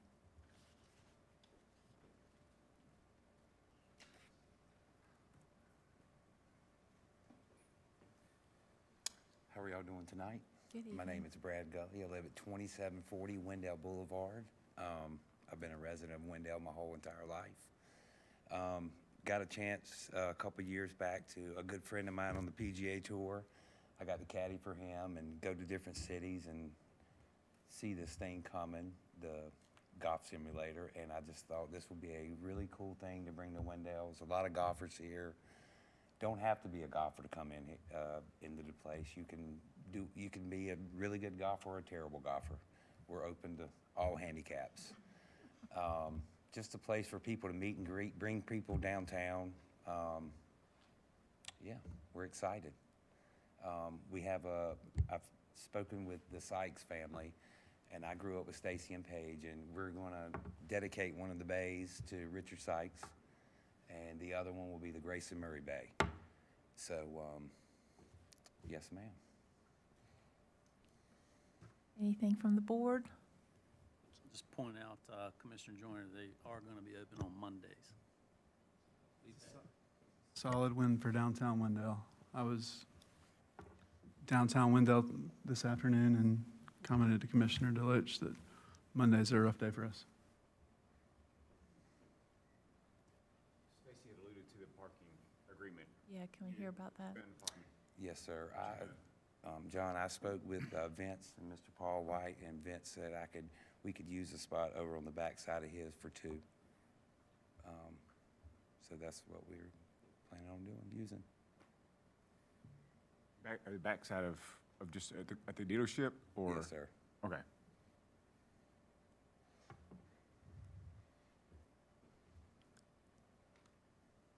Anything else from the board? Any other questions? Madam Mayor, I move we grant the special use permit. We got to close the public hearing. Okay. All right, close the public hearing. Now, Madam Mayor, I move we grant the special use permit and that the condition, yeah. in addition to that, that all applicable building permits, laws, and codes are obtained and maintained.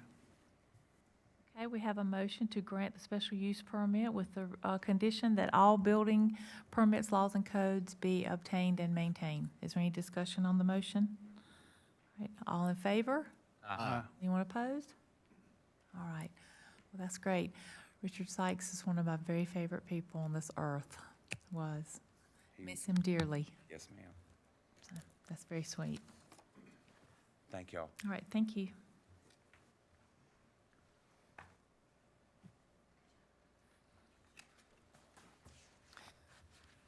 Item 5B is a public hearing to annex and rezone approximately 21.27 acres from rural agricultural to corridor mixed-use conditional district to create the Wendell Commons Commercial Development. Mr. Coates. Yep. Good evening, Mayor and board members. The request before you tonight is to hold a public hearing on the proposed annexation and rezoning request and consider making a motion to adopt the attached ordinance. Applications have been received for the annexation and rezoning of approximately 21.27 acres located at the northeast corner of Wendell Falls Parkway and Eagle Rock Road. Parcel is currently in our ETJ and classified as rural agricultural. The rezoning request is for corridor mixed use, CMX CD, to create a commercial development with a grocery store and several other commercial buildings. Some other relevant background, there is also a 155-foot Duke Energy transmission easement that runs along the northern side of the site between this site and the Eagle Rise subdivision. Notice that the first main road, First Lady Drive, crosses through the easement and does connect with Eagle Rise. There's also a part of a circulation drive and some parking spaces within that Duke Energy easement. With any Duke Energy easement, you do have to get approval for those encroachments, and Duke does monitor the plantings that they allow underneath those power lines. The site plan that you'll see here in just a moment does show a roughly almost 51,000 square foot grocery store anchor to the shopping center, as well as a 10,000 square foot retail building, a 6,000 square foot retail building, and four 4,800 square foot retail buildings.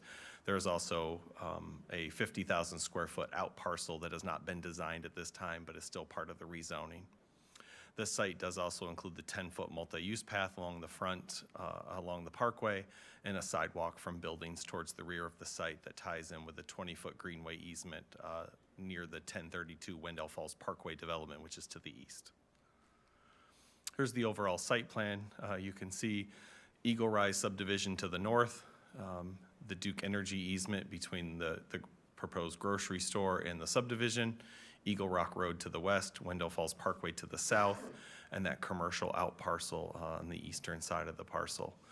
You can see this does, the main entrance off the parkway, one of the entrances off the parkway, does go through the area of multiple buildings, kind of creates a pedestrian-focused area for retail that can include some outdoor seating as well as pedestrian movements. And then, of course, there is the grocery-anchored grocery store and parking. As I mentioned, to the north of the site is residential, to the east is residential, and the Eagle Rise subdivision is about complete with construction. 1032 Wendell Falls Parkway is now under construction. And then nearby to the west is 1320 Wendell Falls Parkway, which is a townhome development. And then also there is a 14-acre parcel that's been rezoned to include a mix for commercial and residential uses. This area was a large area of ETJ between what we would call Wendell Falls and downtown. It's now filling in very similar to the comp plan's recommendations. This map shows you the Wendell Commons site is highlighted in red, surrounded by red.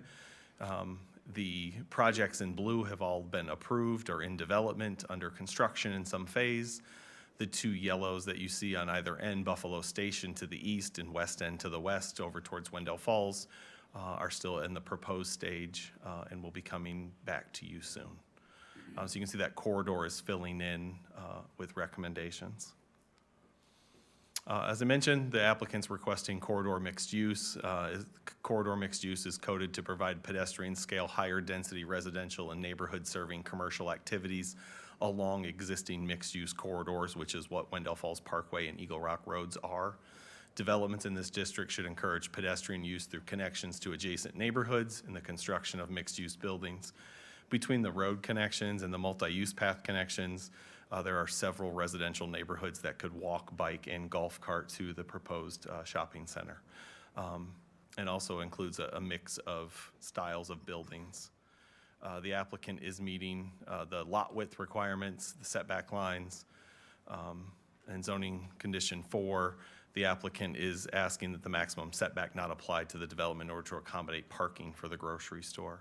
Grocery anchored shopping centers do have their pro forma for parking spaces and want to make sure their customers have space. So the zoning conditions, zoning condition 1, all uses listed in the permitted uses in corridor mixed use shall be permitted by right on the property, and all uses listed as permitted with additional standards shall be permitted by right as well. Condition 2, all uses listed as special use permit in the CMX zoning, such as bar, tavern, nightclub, shall be permitted. We've had that condition quite a few times on mixed use projects or commercial. If a brewery wanted to go in, or a bar, or very similar to the SUP that you just heard, some indoor recreation with beer, they could fall under that category. Zoning condition 3, the following uses shall be prohibited on the property: metal products, fabrication, machine or welding, and vehicle sales. The applicant listed those to remove as not potential clients or tenants at the facility. Condition 4, the applicant UDO section 5.14 to accommodate parking for the grocery store, the 100-foot maximum setback requirement shall not apply. In this case, it's very similar to large, bigger box retail, want that frontage for parking and need a certain number of spaces. Condition B of 4, to accommodate anticipated parking demand for the grocery store and other non-residential uses, off-street parking shall be permitted in the front yard between the proposed buildings and the public right-of-way. Off-street parking shall be allowed at a ratio of up to 5 spaces per 1,000 square feet without being subject to the pervious paving requirements. And then C, for parking areas located in the Duke Energy transmission easement, parking lot landscaping and screening shall only be required if permitted by Duke Energy. Duke does look at a planting plan and will verify all the plants. Typically, it's understory trees are allowed, not our large canopies in those Duke easements. We've got other developments in Wendell Falls with similar landscaping. Condition D, to provide flexibility for the designs of the side and rear of the building, the following UDO requirements shall be modified for buildings larger than 5,000 square feet.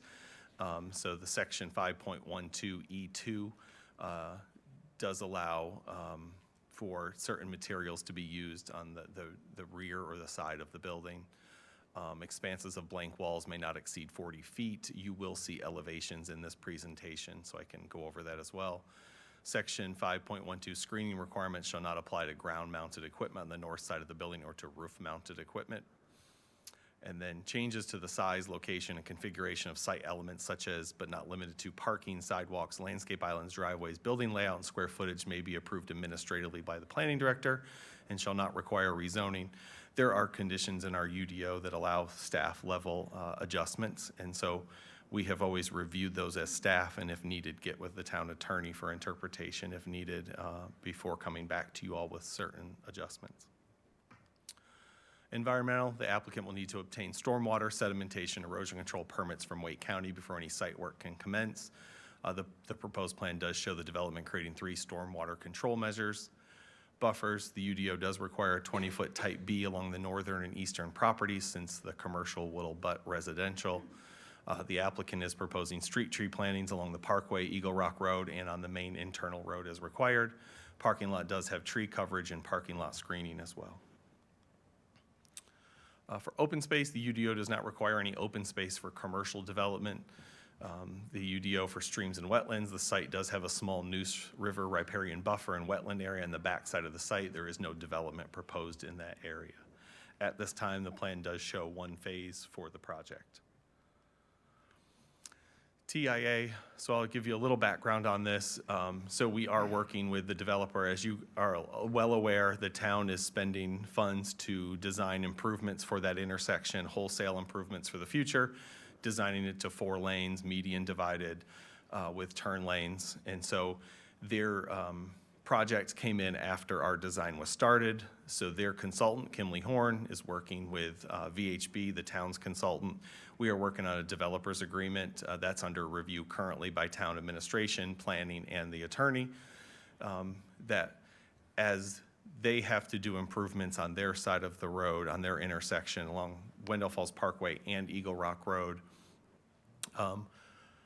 we are working through a developer's agreement where our part of the project that is beyond their improvements would all be done on their corners by their project, and the town would have a developer's agreement to reimburse the developer for our portions of the project, but it would get done by the developer, and then vice versa, where our project is working on the other segments.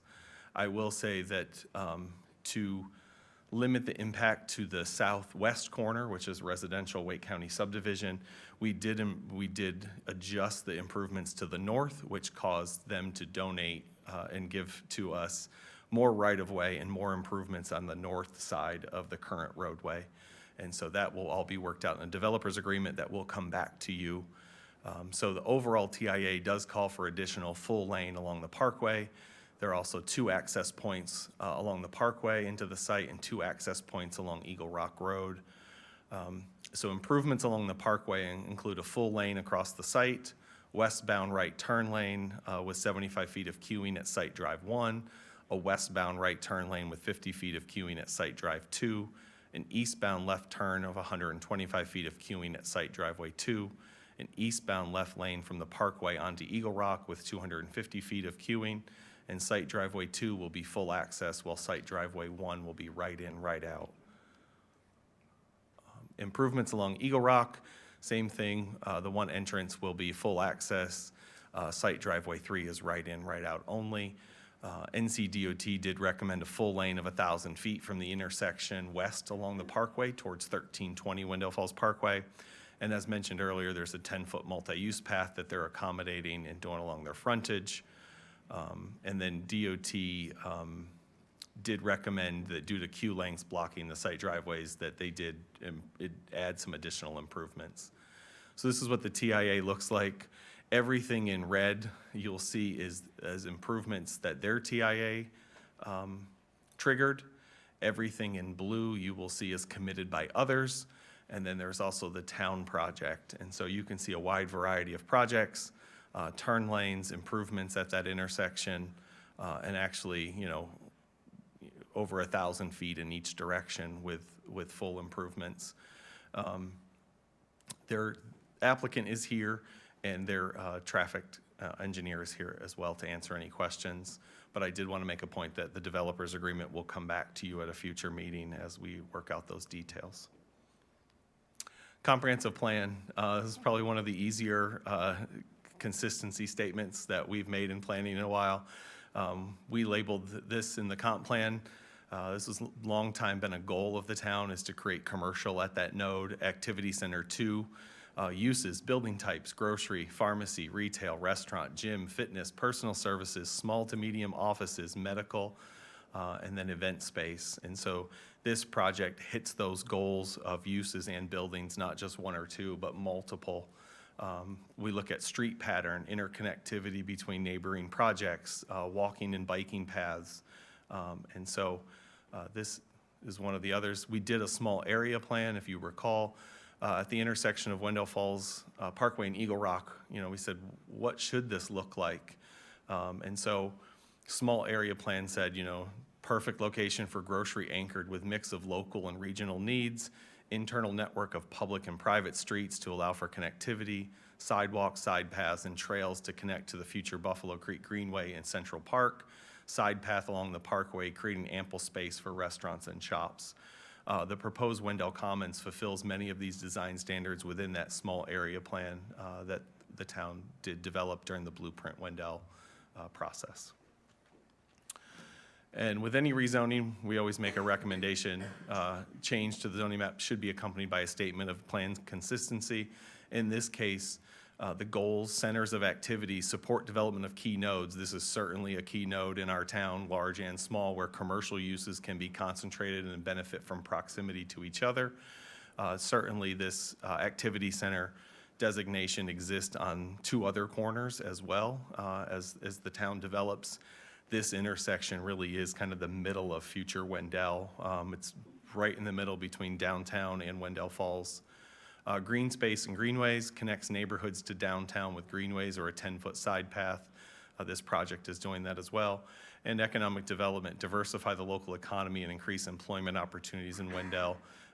80,000 square feet of retail space and potential for restaurants, office, certainly fills a need for the town. The neighborhood, they did have a neighborhood meeting. It was held February 5th with no property owners in attendance. TRC has completed their reviews of the applicant's plans. They made all the corrections. The proposed development is consistent with Wendell Comprehensive Plan Blueprint Wendell 2030 and could be considered reasonable since it fulfills the goals of the comp plan and noted above, and therefore staff does recommend approval. The applicant is here and does have a PowerPoint. I can field any questions you have at this point as well. Okay, let's open the public hearing. Any questions from the board? Brian, I have just a couple.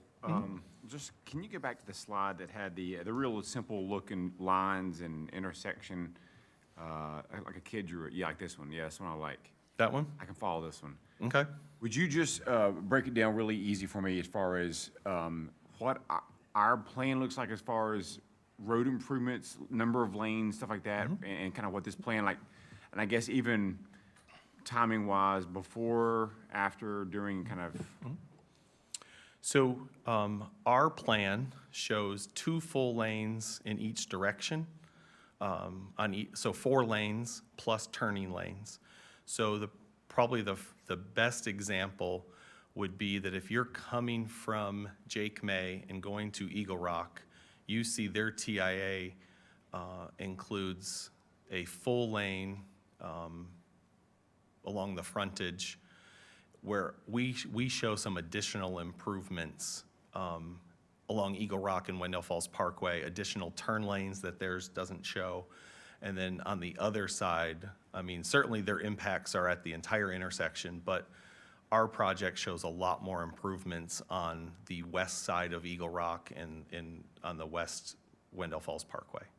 So then, just take me, I guess, basically from that intersection where everything is, from there to Jake May Drive. Are we talking 4 lanes with turn lanes from there to Jake May Drive? So on their frontage, yes, 2 full lanes and turn lanes at each site driveway. And then our project there's 1 full lane, and then they show 2 turn lanes. Our project will add an additional lane, and then when the southeast corner develops, they will be required to build their own turn lanes. So we will. Clarified, that's not all the way to Jake May. It's No. 25, our project is 2,500 feet, if I, no. It's about 1,500 feet, 1,500 very similar feet to from the theirs. intersection back. Yep, And so there's still a gap between that and Jake May. yep. Okay. The development that's beyond, there's 2 approved development and 1 in process. So on that north side of the parkway, they'll do the improvements on that.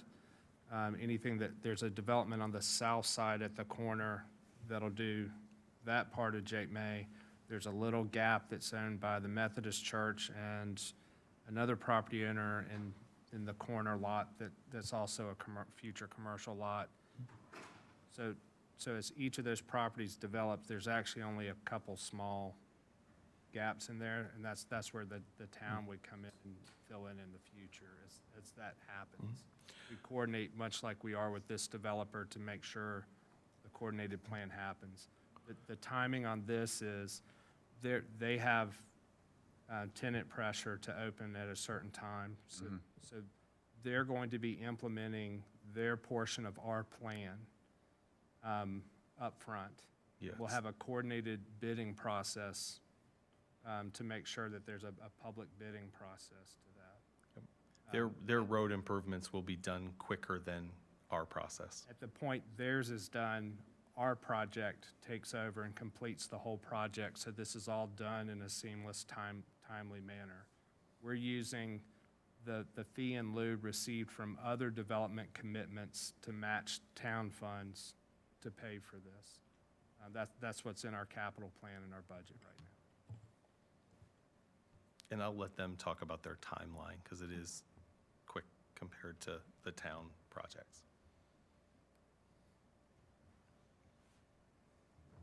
Anything else from the board? We'll switch over to their PowerPoint. Give us Okay. just one moment. Yeah, let's hear from the applicant.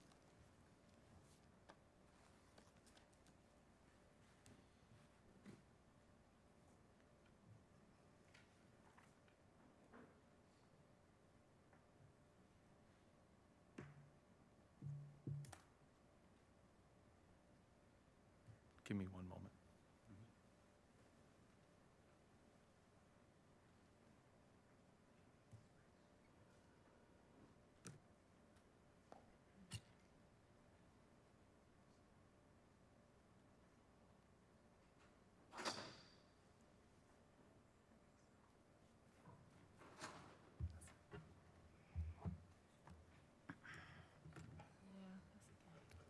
My apologies. I told our IT specialist that all the PowerPoint was in there, so that's my bad that it wasn't up and ready.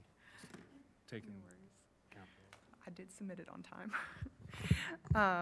Good evening, Mayor Gray and Commissioners. My name is Ashley Honeycutt-Terrazas with Parker Poe. I'm here working with the applicant, Barnett Properties. I also have with me tonight Lyle Overcash with Kimley Horn. He's our transportation engineer. and Jordan Bogus with Weatherill Engineering, who is our civil engineer. Barnett has extensive experience developing and managing shopping centers in Wake County and across North Carolina, and is very excited to bring this new project to a growing area of Wendell. And like Brian mentioned, Brian gave a great presentation, so I'm just going to do a quick overview. This site is ideally situated right between downtown, the commercial downtown, commercial and Wendell Falls, right at the intersection of Wendell Falls Parkway and Eagle Rock. And then it is designated as an Activity Center 2, where more intense uses are planned. And it fits within that framework of the Wendell Falls Parkway Eagle Rock conceptual plan, which calls for a grocery-anchored commercial center at this intersection. And, you know, with that guidance from the comprehensive plan in mind, we are requesting a CMX-CAD zoning to fit within this vision and to support a range of commercial tenants.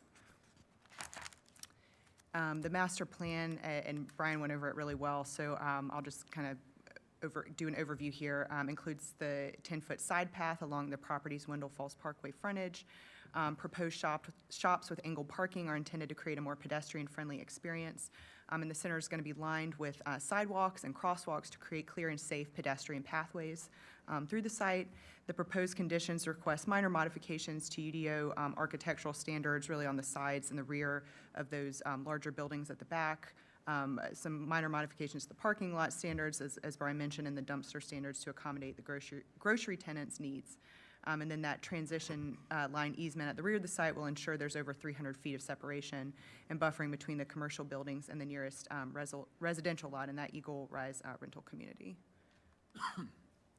And these are some of the elevations that are in the plan. The full elevations were in your packet, but follows the commercial design guidelines in UDO section 5.12 to ensure a high quality of architectural design for this new commercial center. And this, Commissioner Lutz, I know you were asking about the transportation improvements. This is a exhibit that Lyle made that I think shows it a little bit clearer where all the improvements are and the turn lanes are. So there was a TIA for this project, and we understand this is an area with traffic concerns. Additional laneage and turn lanes will be constructed to mitigate the project's traffic impacts. And as Brian mentioned, we're dedicating additional right-of-way on this side to be able to accommodate the needed intersection improvements and reduce the amount of right-of-way that's needed from those residential properties at the southwest corner that are in the county and are not developing in Wendell in the near term. And those funded improvements to the Wendell Falls Parkway and Eagle Rock Road intersection that I'm sure everyone is familiar with, those are coming in the design, and they're in the design process right now. And like Brian said, we're working with your town manager, your town planning director, and your town attorney on a development agreement that would have to be approved by the town board, so that will come back to you, that would really address Barnett constructing a portion of the town's full planned improvements, in addition to the improvements required to mitigate its impact in case the Wendell Commons, well, in the likely case that the Wendell Commons project is ready to begin construction before the town is ready to construct the intersection, the full intersection improvements. The developer doesn't want to construct improvements that would just be torn out when the town installs the full intersection improvements shortly thereafter. So we're just trying to be efficient here and to ensure the new commercial center will not have access issues when it's constructed. If we were to go in, do our improvements, grocery store opens, town comes in, does their improvements, there would be access issues for the commercial businesses there. And it will very likely mean that the town will get these intersection improvements sooner than it otherwise would, the portion that Wendell Commons would be constructing. So again, we're working with your staff on that agreement, the terms of that agreement, and expect to have it back to you in the next few months. And so, like Brian mentioned, this project hits a lot of the goals and policies in the Blueprint Wendell plan. The grocery-anchored walkable retail center at this intersection is consistent with many of those comp plan goals, and the planning board unanimously recommended approval of this project, and staff are recommending approval as well. And so we have a great team here. We're happy to answer your questions, and we ask that you approve the annexation and zoning for Wendell Commons this evening. Anything from the board? Any questions? I have one. Okay, go ahead. Actually, this may sound flippant, but it's not. To the best of your knowledge, we don't have any business relationship together. No, we do not. We do Best not. of your knowledge, we're not related. We are not, no. Thank you. One question for Director Coates. Is it a fair and accurate statement to state that if we say no to this, we won't get the traffic improvements as quickly as we would if we said yes to that intersection? From my understanding, their project has a quicker timeline than what our town design improvements would be. So, Thank you. you're welcome. Anything else from the board?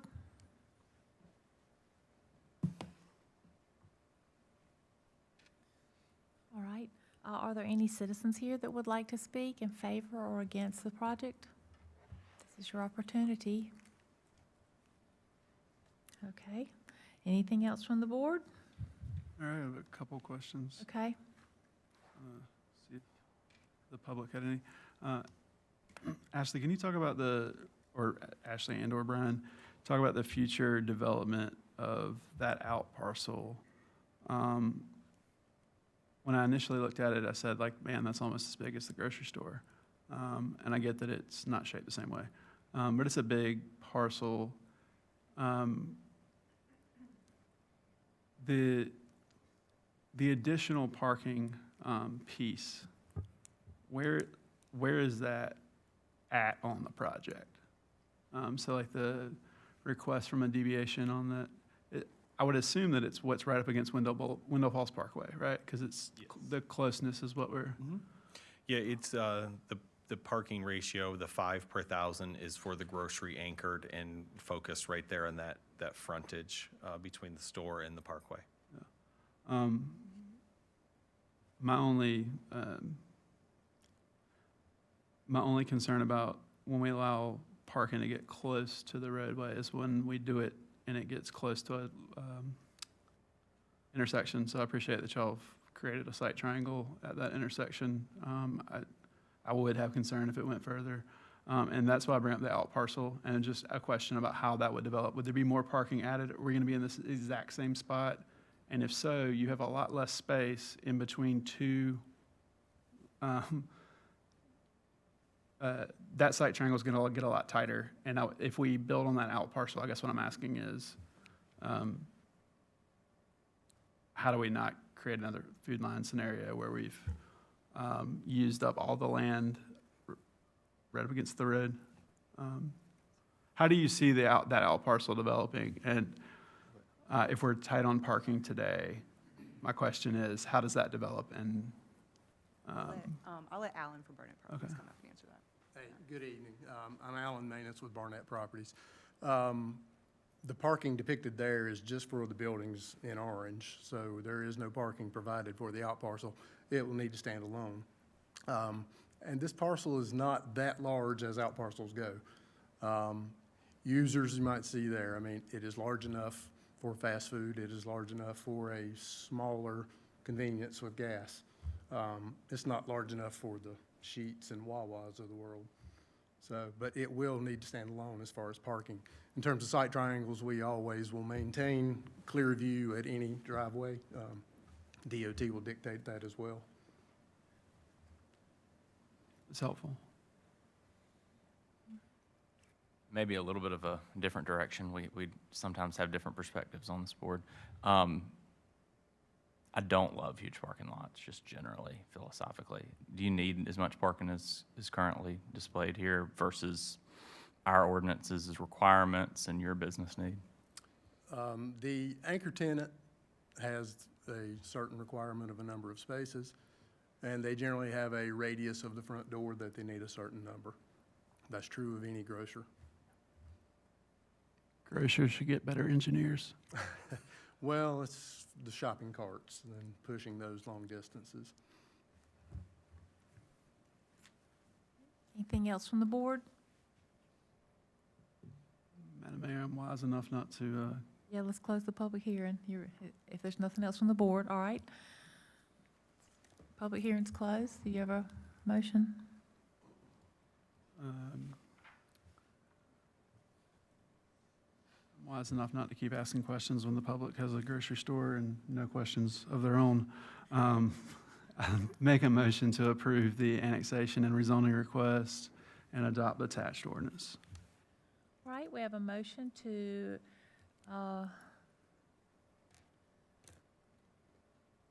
the annexation and rezoning request and adopt the attached ordinance. Is there any discussion on the motion? Can we include the consistency statement as well as part of that motion? As soon as I find it, sir. He may have.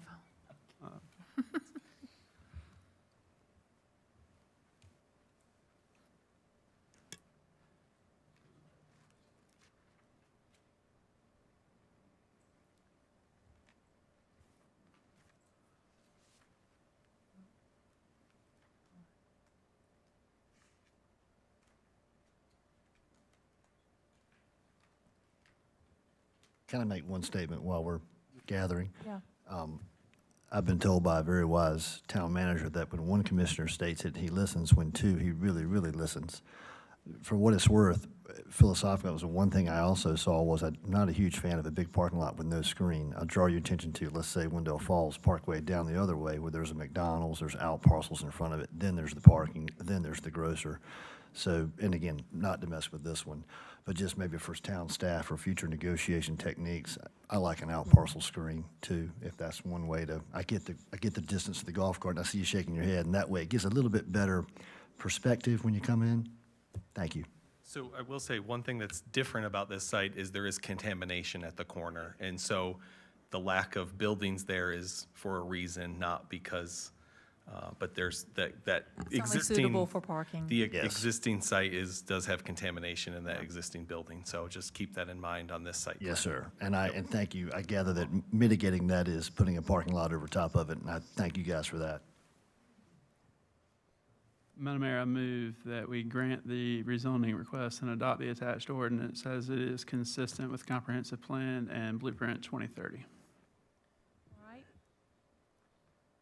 there any discussion on the motion? All in favor? Aye. Anyone opposed? All right. We'll move into our administrative items. Item 6A is a decision to approve rankings and authorize the town manager to negotiate and sign a contract for the request for qualifications for LAP U 6244, construction, engineering, and inspection services contingent upon NCDOT concurrence. Mr. Coates. Yeah, I will say, just based on the last item, if the grocer ever decides they don't need all that parking, we can certainly redevelop portions of that parking lot with buildings. So keep that in mind as well. He's not walking out. If they ever decide they don't need it, we can certainly redevelop parking lots.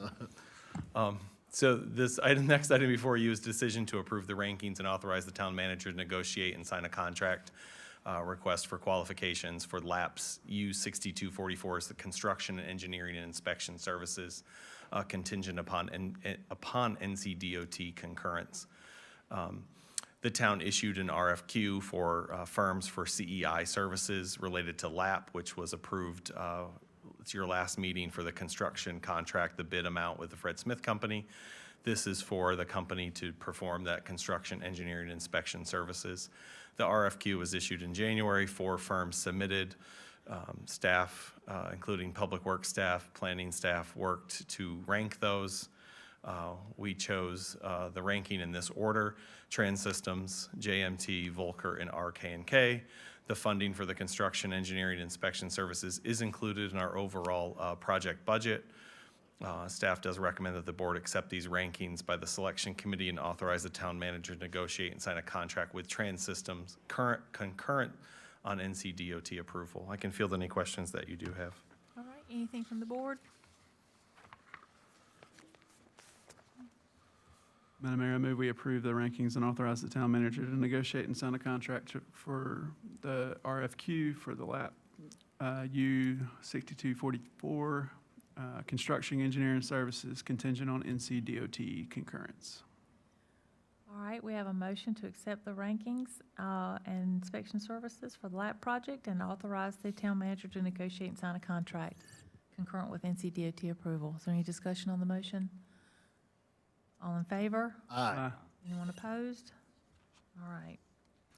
Item 6B is 45 North Main Street murals. Yep, good evening, Mayor and board members. Give me one second to grab my other file. The next 2 items the murals being proposed. Jessica Ligon, on behalf of Cat Daddy's Bottle Shop, is in attendance tonight, has submitted for 2 murals that would be located along the 4th Street side near the intersection with Main Street for the building located at 45 North Main. The building previously hosted canine grooming and is now under renovations for Cat Daddy's. The murals do consist of a guitar, music notes, and a mic stand with a message stating Wendell 1903 and the address of the building. I have some attached images here for you. Where it says 45 North Main is at the corner of where the building meets Main and 4th Street. And then the mic with the image, there is not an actual image of the person, that's where it would be interactive, but the mic stand would be on the eastern side, opposite of where the address is. UDO does have some criteria related to murals, and so they're not proposing it to be on the front facade. It's not residential in nature, it's a commercial building. The murals do not exceed more than 6 inches from the plane of the building. The name of the business is not included, so it's not a sign. The proposed mural did get a recommendation by the Appearance Commission of approval, and you all have the final decision. Once, if approved, the Planning Department does issue a certificate of appropriateness for the murals, and the applicant has submitted for an encroachment to, if approved, to close the sidewalk during construction of the murals. And staff is recommending approval of the murals. The second part of this request is funding, so this first action is just for the murals. Right, And just then we'll approval deal. of mural. Yep. Right. And I can field any questions you have. The applicant is here as well, if you have questions for the applicant. All right, any questions from the board about the murals, the approval of the murals? Okay, there's a motion. Madam Mayor, I move we approve the mural request. Okay. We have a motion to approve the murals. Is there any discussion on the motion? All in favor? Aye. Anyone opposed? All right, let's move to the next one, the downtown improvement grant. Yeah, so to give you a little background, the applicant was approved, give me 1 second here, for a Tier 2 grant back earlier this year. The grant amount was for $3,527.03, which is, for a Tier 2, the max is $5,000. So it was less than the original max that you could ask for as a Tier 2.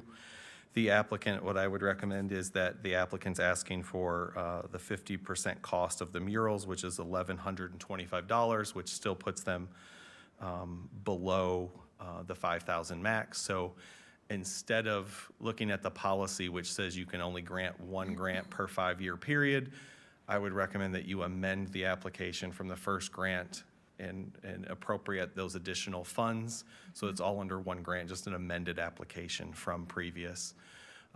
This item did go before the Downtown Development Commission, and they did recommend approval of this. Between what was approved before, the $3,500, and this $1,125 this time, they're still right below the 5,000 max for a Tier 2 grant.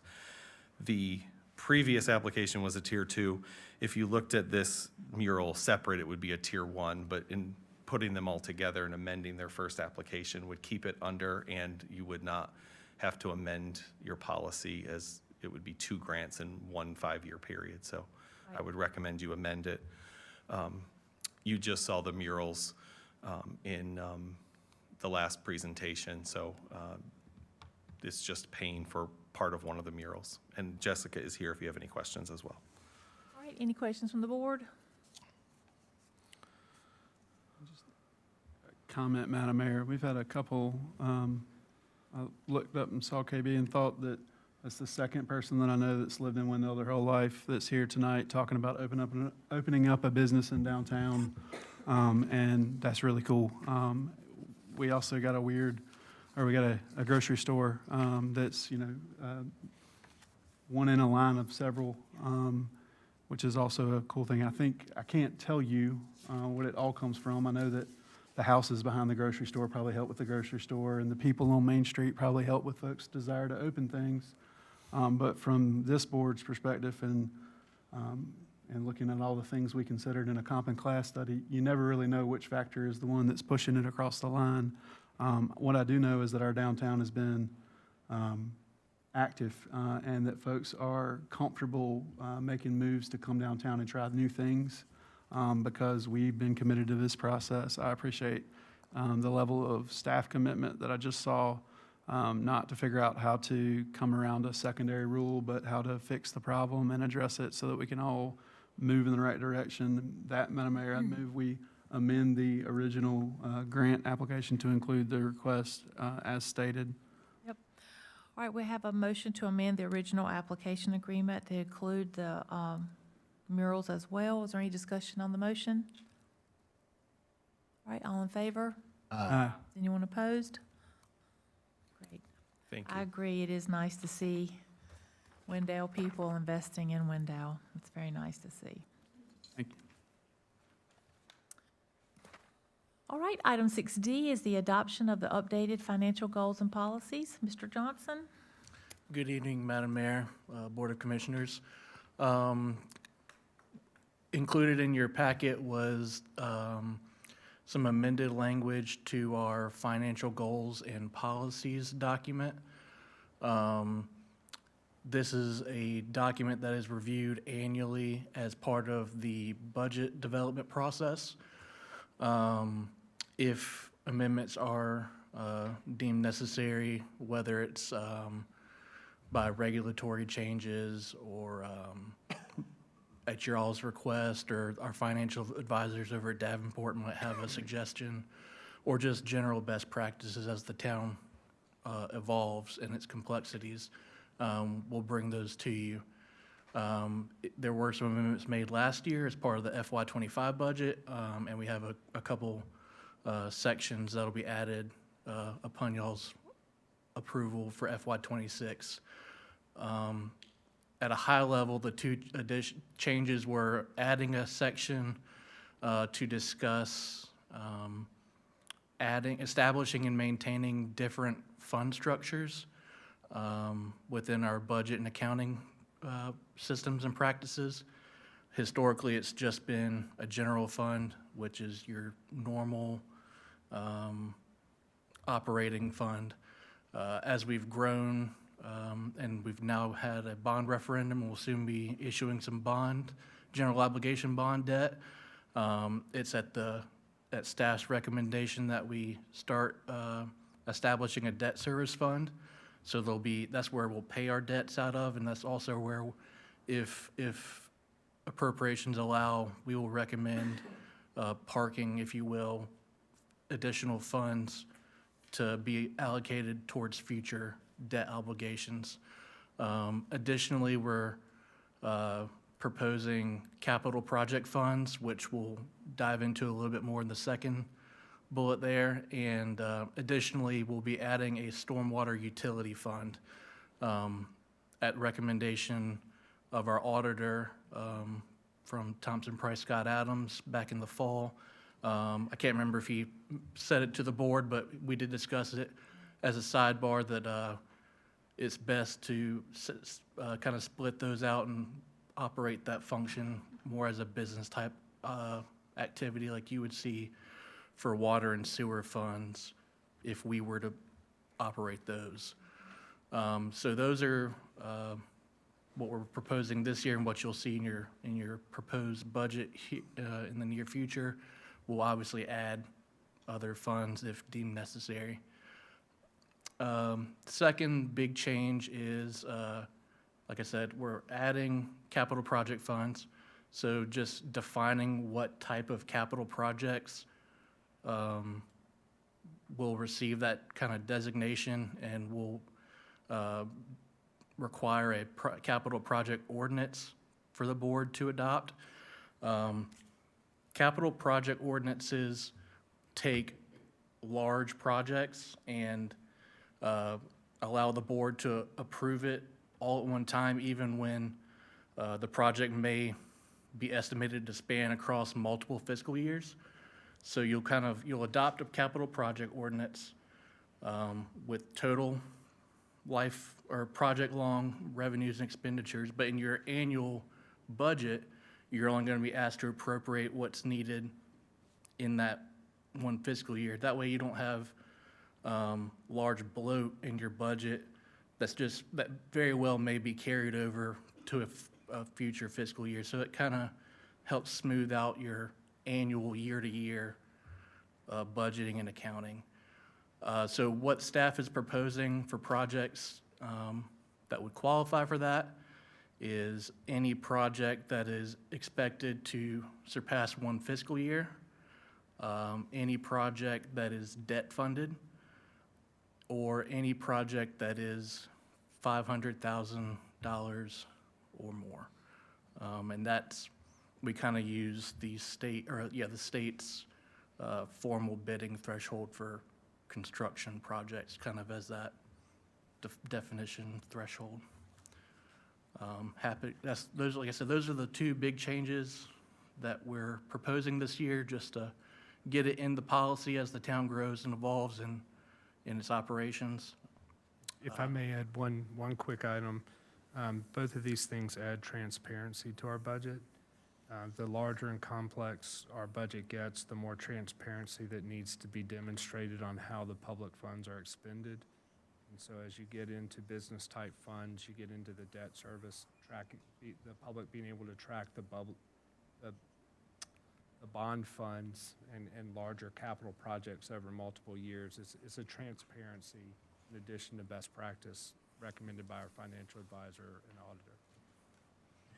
Thank you. So happy to answer any questions. Otherwise, staff's requesting a update. Anything from the board? Just my perennial reminder that I really, really, really would prefer to see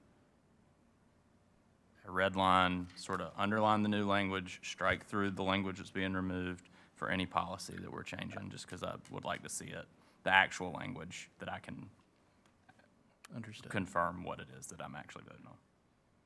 Yes, sir. Anything else?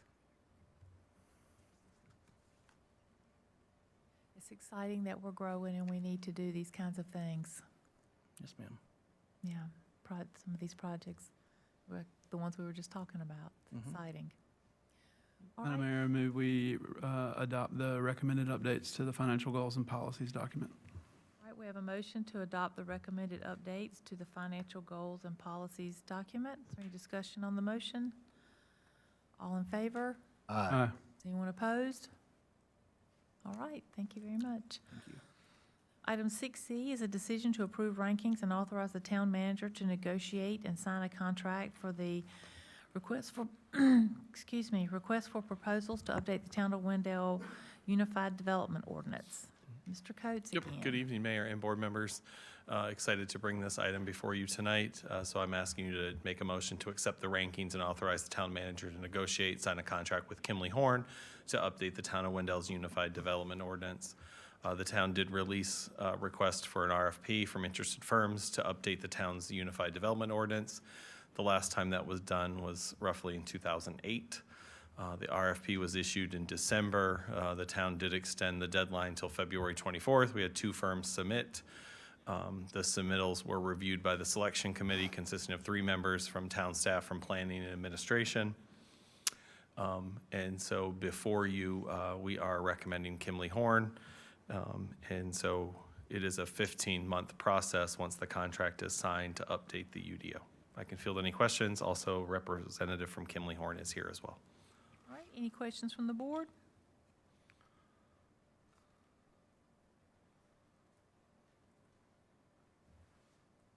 Madam Mayor, I move that we accept the rankings and authorize the town manager to negotiate and sign the contract with Kimberly Horn to update the Town of Wendell's UDO. All right, we have a motion to accept the rankings and authorize the town manager to negotiate and sign a contract with Kimley Horn to update the Town of Wendell's UDO. All in favor? Aye. Anyone opposed? No. All right, and item 6F is the presentation of the 2025 strategic plan.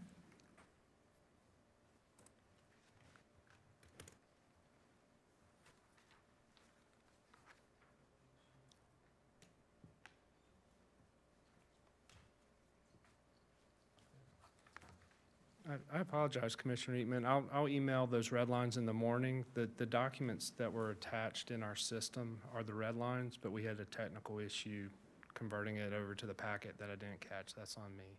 With But I'll- two items, I Yeah, think there but was both of those items, technical they both issues, have yeah. red lines that I'll forward to you for awareness. So on the strategic plan, so this is a process that the board goes through every 2 years.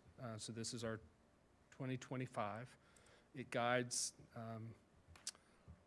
the budgets for the next 2 fiscal years, so the FY '26 and FY '27 budgets are guided by this policy document. Strategic planning aligns our resources with the policy commitment. It's really a commitment between the elected officials in the community and administration and staff to implement that vision. It's also a process for us to look every couple years and think about where we are today and what's our envisioned community of the future as we move forward. There are 5 policy areas, goal areas within the document. The first, Goal 1, deals with downtown vibrancy, economic growth, and community character. This makes sure that our downtown vibrancy, economic growth, and character happen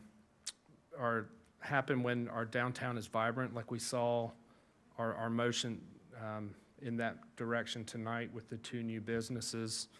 And that there's an appropriate mix of land uses and building and development for commercial office across our jurisdiction, which you saw through the other conditional rezoning tonight. It's making sure that Wendell remains Wendell even as we grow. Goal 2, public safety and neighborhood improvement, provides for safe and secure community that nurtures livable and well-maintained neighborhoods. This is your public safety goals, if you will. Goal 3 deals with infrastructure, transportation, and environment that makes sure that the development and maintain infrastructure and policies that supports new growth, improves quality of life for residents, and provides for a clean and green environment. Parks, recreation, special events, and culture. Make sure that we have the facilities, events, programs that connect the community, promotes a healthy lifestyle, and culturally engages our community and visitors. Goal 5 is more the internal facing goal, looking at our organizational culture and communication. So we always seek to build a professional and inclusive town organization that's fiscally responsible, seeks innovative practices, and values the development of staff. You saw a couple examples of that. I thought tonight was just a broad agenda that really captures a lot of what municipalities do. As exciting as your managers sit there, and ending on the strategic plan really helps reflect on that. This process started back in the fall with your retreat. So when a lot of places ask when your budget process started, it's actually the fall with these documents starting. We listened to you, we listened to department heads in that, we looked at what our past initiatives were. There was a lot of visioning last fall, looking at where our community is today and what that community of the future looks like and needs. That was a robust part of y'all's conversation in that space. From that, initiatives were developed and drafted. They were presented out to your appointed boards and different civic groups and organizations in the community. Finally, staff went to 4 different locations all in different areas of our community, presented out those initiatives, and received community feedback about which of those were important to them. We also did our national citizen survey, the NCS, that also fed into that fall retreat that helped guide this. So all of that data was brought back to you in your budget retreat, where you ranked and prioritized the different initiatives through your process. All of that's been included in the document that's before you tonight. So there weren't any changes, were just what was discussed at the budget retreat. I'm glad to go into more detail on the individual initiatives or answer any questions you have at this time. Any questions from the board?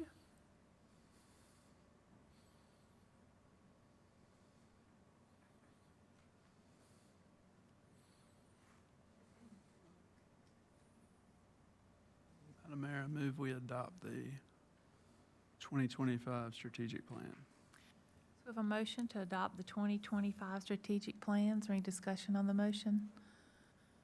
All right, all in favor? Aye. Anyone opposed? All right. Thank you. You'll see your plan again in your budget document in the coming month. We'll move into our other business. Update on board committees by town board members. Wendell Volunteer Fire Department and Wake County Fire Commission. We'll lump those together. Commissioner Joyner. Thank you, Madam Mayor. The Fire Commission met Thursday and approved the budget that will be submitted to the Wake County Board of Commissioners. It's a $53 million budget. The Fire Commission oversees 47 different fire departments in Wake County. It also includes a compensation and classification study ensuring that Wendell firefighters will remain competitive. In addition to that, you may have seen online, but what we call the stock truck, but the first of 2 fire trucks that'll be delivered this year was delivered last week, and it's now at Station 1. I believe that is all for the Fire Commission, Madam Mayor. Okay, we'll move into our board comments and stay with Commissioner Joyner. Thank you, Madam Mayor. I've got a 7-year-old that turns 8 at midnight, well, tomorrow. And so I'd like to wish Emerson Kate a happy birthday. Certainly grateful that she gets to grow up in this town. Thank you. Commissioner Lutz. That's not Mayor. Commissioner Eatman. Nothing else from me. Commissioner Honeycutt. Quickly off my memory, I gave my last flyer at the church today, but the Wendell Historical Society has a open to the public presentation at 7 o'clock on Thursday at the Wendell Baptist Church. But interestingly, it is about the history of Wendell and about our forefathers and presented by a very knowledgeable doctor. So if you're into the history of Wendell and want to sort of see where we all came from, I recommend that presentation. More information is on the Historical Society page on Facebook. Thank you. All right. Commissioner Deloach. Thank you, Madam Mayor. Do want to thank Roger Peterson for being here tonight. I think it's pretty cool that he's here on behalf of the chamber members, speaking in positive fashion on downtown businesses and new folks. I think he said on behalf of 3,000 employees is what he said. So really cool to see him here. So appreciate him being here. And we talked about a grocery store tonight. I think we went 20-plus years without a grocery store opening in town, and now we're working on number 2 in 6 years. So really cool to see and just excited to be a part of it. So thank you. All right, real briefly, I just wanted to remind everybody our town offices will be closed Friday. Also, East Wake High School is having their plant sale this weekend, Friday and Saturday at the greenhouses behind the high school. And I go every year. It's really fun. It starts at 7 a.m. and lasts until 6 on Friday and 4 on Saturday. And I highly recommend it. Everything there is very pretty, and support those students. And I believe it's the FFA out there that puts it on, so please go and support them. All right, we have a closed session. Do we have a motion to go into closed session? Madam Mayor, I move the board go into closed session pursuant to North Carolina General Statute 143, 318, 11A, 3, and 6. All right.